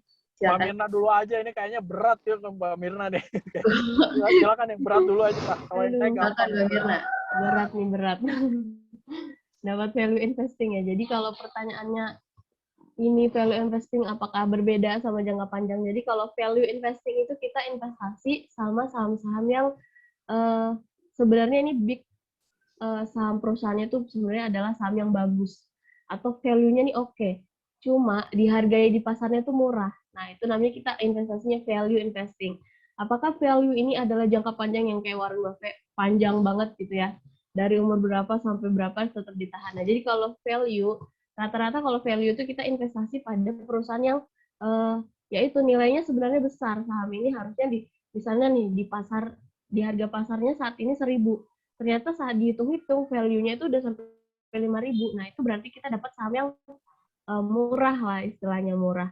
Nah, value investing. Jadi kita investasinya itu sampai value-nya itu tercapai. Kalau misalnya sudah sampai ke harga sebenarnya atau harga wajar perusahaan, nah atau harga wajar saham tersebut, rata-rata ya investor dengan value itu menjual saham tersebut. Karena dia sudah sampai nih kepada tujuannya. Apakah bisa digunakan jangka panjang? Ya tentunya. Karena kalau kita mau cari value, saham-saham yang value investing pastinya jangka panjang. Nggak ada tuh yang swing terus dapat value, nah itu nggak ada. Jadi harus jangka panjang seperti itu. Nah itu sih kalau dari saya ya. Mungkin lanjut nih Mas Dery. Silakan Mas Dery. Saya jadi lupa tadi apa sih. Aduh gimana? Kurang akurat nih. Kenapa banyak masyarakat sekarang lebih memilih konvensional daripada syariah? Oh, iya, kenapa orang-orang banyak pilih yang konvensional ya? Karena memang yang udah jadi investor syariah pun tergoda sama saham perbankan, kan cepat volatilitasnya tuh. Naik turunnya tuh kenceng banget gitu ya. Ya ada orang sebagian yang pengen kayak gitu. Pengen kira-kira, oh saham saya tuh pengen bergeraknya aktif banget. Sedangkan saham syariah tuh kayak misalnya yang di JI aja, Unilever, Telkom gitu ya, Semen Indonesia, KB Pharma, itu kan naik itu pelan-pelan gitu ya, dikit-dikit volatilitasnya tuh nggak terlalu tinggi, karena volatilitas yang tinggi itu biasanya saham perbankan kan. Ada sih saham perbankan ya di syariah gitu, kayak BRI Syariah, tapi kan nggak banyak gitu kan. Saham perbankan syariah di pasar modal syariah kan cuma 4 gitu kan, sedikit banget. Nah ini kurang nendang biasanya kayak gitu. Jadi masih banyak orang yang saya punya syariah tapi punya konvensionalnya juga gitu. Tujuannya adalah supaya ya kayak gitu, supaya saya bisa beli saham bank, saham rokok dan lain sebagainya. Tapi bagi sebagian orang yang saya mau pengen syariah banget ya, punya akunnya cuma 1 gitu. Jadi ya memang godaan untuk beli saham bank tuh ya gitulah ya, lebih menggoda gitu ya. Mau gimana lagi, tapi ya udahlah gitu, silahkan aja, karena memang yang penting nggak ketipu dulu aja deh. Yang penting saya mah orang-orang mau investasi yang benar dulu aja deh gitu ya. Nggak apa-apa mau konvensional dulu, karena suatu saat dia juga pasti bakal investasi syariah gitu ya. Jadi tenang aja. Mas, mengenai tadi konvensional dan syariah itu tuh masih ketimpangan apa sih, edukasi antara saham syariah dan konvensional tuh masih jauh nggak sih Mas? Jadi kayak masih banyak masyarakat nih yang kira-kira nggak tahu nih ada saham syariah kayak gitu. Wajar. Kenapa? Karena memang gimana ya, pasar modal syariah aja berkembang pesat itu baru 1 dekade. Makanya kita insya Allah bersama aksi KSPMS juga insya Allah akan bersinergi untuk kegiatan 1 dekade kebangkitan pasar modal syariah. Jadi baru muncul, baru benar-benar dikembanginnya tuh tahun 2011. Jadi ini wajar, baru 1 dekade orang baru sedikit yang paham. sekitar 100 ribuan gitu ya. Jadi wajar banget kalau misalnya orang belum tahu tentang investasi syariah. Nah, kalau harapan kami setiap ada edukasi kayak gini, orang yang ikutan edukasi seperti ini mungkin bisa kasih tahu ke yang lain. Kamu udah jadi investor ya? Kita jadi investor syariah, yuk kita buka rekening yang syariah juga, kan boleh. Aku udah buka, ya udah kita buka lagi aja di Pintrako Sekuritas, kan nggak rugi. Sekuritas ada 2, ada 3 juga nggak masalah. Rekening bank juga saya juga punya banyak gitu kan. Untuk tujuan-tujuan tertentu nggak apa-apa gitu ya. Gitu palingnya. Mungkin saya tambahan. Oke, semoga terjawab ya Kak Ayu. Silakan tambahkan. Oke, boleh Mbak. Ya, jadi kalau Boleh. kenapa nih? Kalau saya kan berhadapan langsung ya sama investor. Nah, salah satunya juga mungkin yaitu beberapa investor baru tuh ingin yang kayak cepet-cepet dapat profit. Nah, jadi kurang tenang di awal. Jadi mereka benar-benar ingin yang sahamnya ya tadi kata Mas Dirdi yang fluktuatif, yang bikin dak-dikduk, yang mungkin mau coba ombak dulu nih di pasar modal. Nah, biasanya kalau di syariah karena saham-sahamnya memang menenangkan, jadi kita ada investor-investor yang seperti itu. Nah, kalau di Pintrako ada juga kendala, semoga tahun ini bisa kita kembangkan. Jadi bank-bank RDN ini belum bisa mendukung kita untuk full online. Nah, jadi kalau dari Pintrakonya sudah bisa nih full online, tapi dari bank RDN-nya belum bisa mendukung untuk syariahnya. Nah, kalau tahun ini kita semuanya sudah mengusahakan, jadi biar seimbang antara, karena investor Pintrako yang syariah juga banyak nih, jadi kita juga memprioritaskan, jadi biar seimbang, semoga tahun ini bisa sama-sama full online, jadi didoakan sama-sama. Nah, untuk program tadi nih yang 1 dekade mau edukasi, saya mendukung sekali, nanti saya sondingkan lah sama KSPM Syariah yang ada di Sulawesi Tenggara yang punya Pintas, biar bisa kerjasama juga. Semoga bisa lebih maju. Nah, kalau fun fact juga nih, kalau saya sekarang akunnya benar-benar cuma 1 dan itu syariah. Memilih untuk jadi investor syariah dan kalau kata Pak Irwan Abdallah adalah sebuah pilihan, tapi kalau kita punya alasan adalah sebuah keyakinan. Nah, saya yakin dan saya memilih untuk jadi investor syariah. Itu aja. Mungkin saya kembalikan ya. Sah. Sah. Oke, mantap sekali nih jawabannya, luar biasa. Semoga terjawab ya Kak Ayu. Next ada, dia ada 3 pertanyaan. Yang pertama, pertanyaan dari Kak Ilman Setiawan. Yang pertama, bagaimana hukumnya terkait pom-pom dan bandarmologi yang terjadi tren saat ini yang hanya berdasarkan pada spekulasi atau endorse? Apakah diperbolehkan dalam Islam? Oke, satu-satu boleh dijawab kali ya Mas dan Mbak. Silakan. Kalau dari saya gini, langsung baca fatwa DSN MUI nomor 80 bahwa sebenarnya transaksi ikut-ikutan gitu ya, tanpa melakukan analisa itu disebutnya gharar dan tidak boleh dalam fatwa DSN MUI. Gampangnya gitu. Jadi transaksi semacam itu tidak diperbolehkan dalam fatwa DSN MUI nomor 80. Jadi kalau misalnya punya rekomendasi dari artis, dari siapapun, tetap harus periksa. Nggak boleh asal-asalan karena dia beli, saya ikut beli. Nah, itu tidak boleh dilakukan. Iya, gitu ya. Singkat saja, tidak boleh.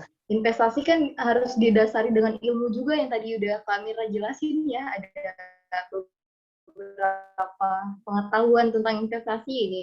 Jangan ikut-ikutan aja semuanya buat beli saham. Mungkin dari Kak Mirna ada tambahan? Kalau dari saya sih sama ya, apalagi kalau investor syariah kita benar-benar harus punya alasan kenapa kita membeli.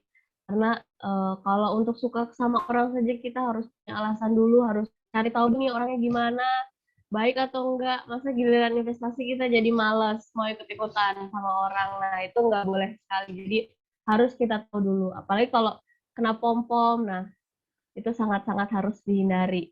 Apalagi kita investor syariah, nah itu harus benar-benar tahu apa yang kita beli. Karena uang kita adalah tanggung jawab kita sendiri. Itu kalau dari saya, pokoknya jangan. Oke, next pertanyaan kedua nih. Apakah kita yang ada di pasar saham saat ini termasuk judi, Pak Dery? Kalau misal kita TP atau untung, itu kan dari uang yang lulus atau rugi, Pak Dery mohon kasih pencerahannya. Iya. Jadi gini, tidak ada judi di pasar modal. Kalau kita taking profit gitu ya, bukan berarti kita menang loh. Taking profit bukan berarti kita menang, terus yang beli saham kita itu kalah. Itu keliru sekali, karena memang Anda bayangin, ada nggak di pasar tradisional, misalnya ada tukang tempe, ya Allah, tempe saya dijual habis, ya Allah, ini pada beli tempe saya, gimana, tempe saya habis. Kan nggak ada yang kayak begitu nangis-nangis. Itu karena yang namanya jual beli, tidak ada orang yang menang dan tidak ada orang yang kalah. Tidak ada yang menang, tidak ada yang kalah. Jadi kalau mau TP, TP aja. Bukan berarti Anda menang judi, bukan kayak gitu. Atau orang yang misalnya jual rugi. Aduh, saya ini lagi cut loss saham ABCD, saya beli 1.000, saya cut loss di 900. Karena menurut saya secara psikologis, ini udah nggak bener nih di saya jual aja nih. Cut loss 100, nggak apa-apa deh. Bukan berarti dia rugi, tapi dia memang meminimalkan kerugian. Bukan berarti dia judi, tapi dia meminimalisir kerugian yang akan dia hadapi. Dan ini sesuatu yang wajar dalam perdagangan, ini sesuatu yang wajar. Judi itu, nih karakteristik judi ini, teman-teman harus tahu karakteristik judi adalah kalau dia menang disebabkan orang lain kalah, itu baru judi. Tapi selama dia tidak menyebabkan yang lain menang, kekalahan dia tidak menyebabkan yang lain menang, itu bukan judi. Contoh gini, ini ya udah deh, misalnya Persib lawan Persija, Persib lawan Persija, Persib menang, gue dapat 1 juta, Persija menang, lu dapat 1 juta, Berarti kan ini zero sum game, karena ada yang plus 1 juta, ada yang minus 1 juta. Nah, karakteristik zero sum game-nya ini yang disebut judi. Kalau Anda mau TP, itu kan nggak ada hubungannya dengan kerugian orang lain, silakan saja. Jadi memang di pasar modal tidak ada judi, karena tidak ada yang menang dan yang kalah. Judi itu cuma ada 2, permainan atau tebak-tebakan. Permainan atau tebak-tebakan. Ini mobil yang lewat nih ya, mobilnya warna apa? Kalau warna merah lu dapat 1 juta, kalau warna biru gua dapat 1 juta. Nah, itu kan tebak-tebakan, guessing, menebak Atau permainan, kita ikut serta di dalamnya, futsal, yang kalah bayar lapangan. Judi itu kayak gitu. Siapa yang diterima sama si A Kalau nyatain diterima sama si A, dia dapat duit. Nah, itu judi jelas. Jadi judi itu selalu ada yang menang dan yang kalah. Sedangkan di pasar modal tidak menghasilkan yang menang dan yang kalah. Demikian. Kamira mungkin ada tambahan? Atau kita langsung ke pertanyaan 3? Jadi kalau di pasar modal tuh adanya jual beli sayang, bukan judi. Jual beli ya, harus diingat jual beli. Tadi sudah dijelaskan sama Mas Dery ya, kalau kita sebenarnya harus yang diingat sama teman-teman semua adalah ketika kita menjual saham dan ada orang yang beli, pastikan bahwa orang yang beli itu lebih pintar dari kita, karena dia membeli apa yang kita jual. Kenapa? Karena saat kita membeli saham berarti kita sudah analisa nih bahwa saham ini akan naik nantinya. Jadi saat kita jual saham terus ada yang beli, berarti orang yang beli ini lebih pintar nih dari kita, karena dia punya analisa lain bahwa saham ini akan naik nantinya. Jadi nggak mungkin orang mau beli saham terus sahamnya akan rugi. Jadi tidak ada judi, yang ada adalah jual dan beli. Seperti itu. Oke. Pertanyaan ketiga nih dari Mas siapa tadi? Mas Irman. Saya dengar saham ini bisa dijadikan mahar. Apakah benar? Nah, kalau benar, kenapa ya? Oke, boleh nih dijawab. Mangga. Ya, ini banyak yang bilang bid'ah. Si saham dijadikan mahar ini bid'ah. Anda mau ngasih mahar sandal jepit juga sebenarnya kalau misalnya perempuan yang mau, itu sah-sah aja. Jadi nggak bid'ah nih. Kenapa boleh ya? Karena memang apa aja boleh selama perempuannya mau terima. Jadi mahar pernikahan ini, mahar disebut tuh hadiah pernikahan. Boleh seperangkat alat sholat. Ada yang seperangkat alat sekolah, apalah terserah. Apapun itu bentuknya, boleh. Mau emas, boleh. Mau uang, boleh. Mau surat-surat yang panjang, boleh nggak? Boleh juga. Jadi mau saham, ya jelas boleh, karena memang tidak ada larangannya. Dan ini mahar juga muamalah loh, hubungannya manusia dengan manusia. Jadi semua boleh, kecuali ada larangannya. Kalau ibadah, kebalikan. Semua tidak boleh, kecuali yang disuruh. Kalau muamalah, semua boleh, kalau ada larangannya. Jadi mahar saham, ya no problem, karena memang nggak ada larangannya. Demikian, teman-teman. Jadi kapan mau nikah?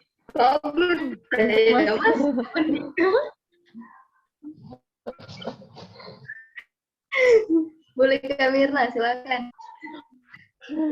Saya nikahnya besok kalau udah ada yang mau. Itu yang penting ya, Kalau Mbak. saya sih maharnya boleh apa aja, boleh saham, boleh emas, boleh uang. Kalau bisa semuanya kenapa harus pilih satu gitu? Oh, boleh semuanya, kenapa harus pilih satu? Mantap, Kak Mirna. Iya. Oke, ada Oke, teman lain. mungkin lanjut. Gimana, Kak Mirna? Itu aja sih kalau dari saya. Jadi kalau maharnya boleh untuk tentu saja sangat boleh untuk hadiah, itu kan hadiah ya kepada pihak perempuan. Jadi boleh apa saja karena adalah ini hadiah. Jadi boleh bentuknya apa saja. Nah, kenapa kalau bentuknya tumbuh ini juga bisa jadi aset. Gitu. Jadi lebih bermanfaat kan daripada emas. Mungkin kalau emas perhiasan bisa berkurang nilainya, kalau saham bisa meningkat nilainya gitu. Nah, terus kalau di Pintrako bisa cetak buat mahar, jawabannya bisa. Jadi kalau ada investor Pintrako yang mau nabung buat calon masa depannya mulai sekarang, boleh nanti bisalah dicetakkan untuk maharnya. Cari dulu aja yang penting Nah, jodohnya, baru betul. cari pilih-pilih sahamnya. Aduh, Sahamnya yang Saham syariah ya, dia yang penting jangan jodohnya sampai dulu cari gitu kan. mahar sahamnya juga yang bagus loh, jangan mahar saham yang gorengan lagi kan, mahar saham gorengan aduh Kolesterol. kasihan banget gitu. Cari mahar saham yang ada di Jakarta Islamic Index lah. Siap. Nggak usah banyak-banyak, 1000 lot juga udah oke lah. Gitu ya. Tolong dicatat Jodohnya tuh dulu. para laki-laki mungkin. Iya, para pejuang mahar nih ya, saya kasih tahu gitu ya. Kalau siapin dulu aja lah gitu ya secara keuangan. Sejauh ini ya kalian cintai ususmu aja dulu gitu ya. minum Yakult ya. Oke. Oke, semoga terjawab ya Kak Yoman. Nah, last pertanyaan ini sebenarnya udah dijawab sama Kak Mirna, cuma mungkin boleh dijelasin lagi Kak Mirna, apakah di Pintrako sudah tersedia pembukaan akun syariah secara full online? Mangga Kak. Sedikit ya. Jadi kalau full online belum ada untuk syariah. Kalau untuk isi datanya masih cuma data Pintrakonya yang sudah online. Setelah itu harus print RDN terus isi manual RDN-nya nih. Gitu kalau di Pintrako. Jadi untuk full online-nya belum ada. Jadi masih harus tetap store hard copy. Nah, semoga tahun ini bisa realisasi sama bank syariah dan semoga bisa mendukung nih bank syariahnya. Jadi bisa investor syariah juga bisa investasi dan mendaftar dimanapun. Saja, kasih. Oke, sepertinya pertanyaan sudah berakhir. Boleh terakhir kali ini aku mau minta closing statement dari Mas Dery dan Kak Mirna masing-masing. Silakan dari Mas Dery terlebih dahulu mungkin. Oke, closing statement dari saya teman-teman sebagai generasi muda, saya gennya menyampaikan ke teman-teman semua gitu ya. Teman-teman aturlah uang lebih baik dari kita, insya Allah hasilnya pasti akan menyenangkan buat teman-teman. Saya telat berinvestasi karena memang dulu investasi itu sangat susah sekali buat saya. Karena buka rekening zaman dulu susah banget gitu ya. Ayolah ajak teman-teman yang lain untuk buka rekening syariah. Bagi teman-teman yang sudah jadi investor, alhamdulillah buka rekening syariah. Bagi yang belum berinvestasi, silahkan segera mulai berinvestasi. Dan jadilah anak muda yang jangan baperan, tapi ikut berperan. Sesedikit apapun peran teman-teman, insya Allah pasti akan sangat berguna buat Indonesia dan buat masa depan teman-teman. Demikian, semoga teman-teman dilapangkan rezekinya oleh Allah Subhanahu wa taala gitu ya. Dijauhkan dari virus dan didekatkan dengan yang serius. Terima kasih. Assalamualaikum warahmatullahi wabarakatuh. Waalaikumsalam warahmatullahi wabarakatuh. Luar biasa. Oke, dari Kak Mirna silahkan Kak. Oke, kalau dari saya kan motivasi tadi kalau dari Mas Dery udah ada nih motivasi untuk buka rekening. Nah, kalau dari saya mau investasi ataupun trading itu pilihan, tapi sahamnya harus syariah. Saja. Dah, terima kasih. Oke, saya tutup closing statement-nya mungkin dari Mas Dery tadi ini ada mengatakan semua akan syariah pada waktunya. Mantap. Oke. Untuk mungkin terima kasih banget nih buat Mas Dery dan Kak Mirna yang sudah memaparkan materinya yang sangat luar biasa. Sekarang waktunya kita untuk dokumentasi sebentar ya, boleh teman-teman mungkin bisa on cam terlebih dahulu nih, tunjukin wajah cantik dan gantengnya para investor muda gitu kan. kita foto terlebih dahulu. Oke, foto bisa dipimpin oleh kakak-kakak panitia ya. Kakak-kakak panitia dipersilahkan. Baik, teman-teman semua. Dan boleh nih dari Pak Dery kalau boleh semakin buat open kameranya dulu.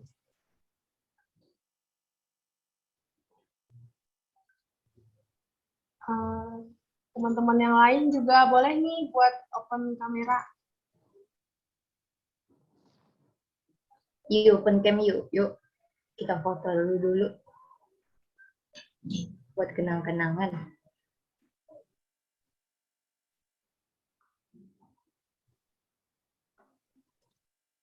Ini bisa langsung aja ya, San? Iya, silahkan Kak Vera. Oke, aku kasih aba-aba ya. 1, 2, 3. Tunggu sebentar ya.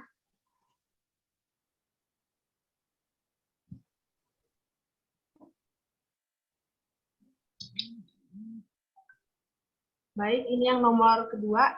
1, 2, 3.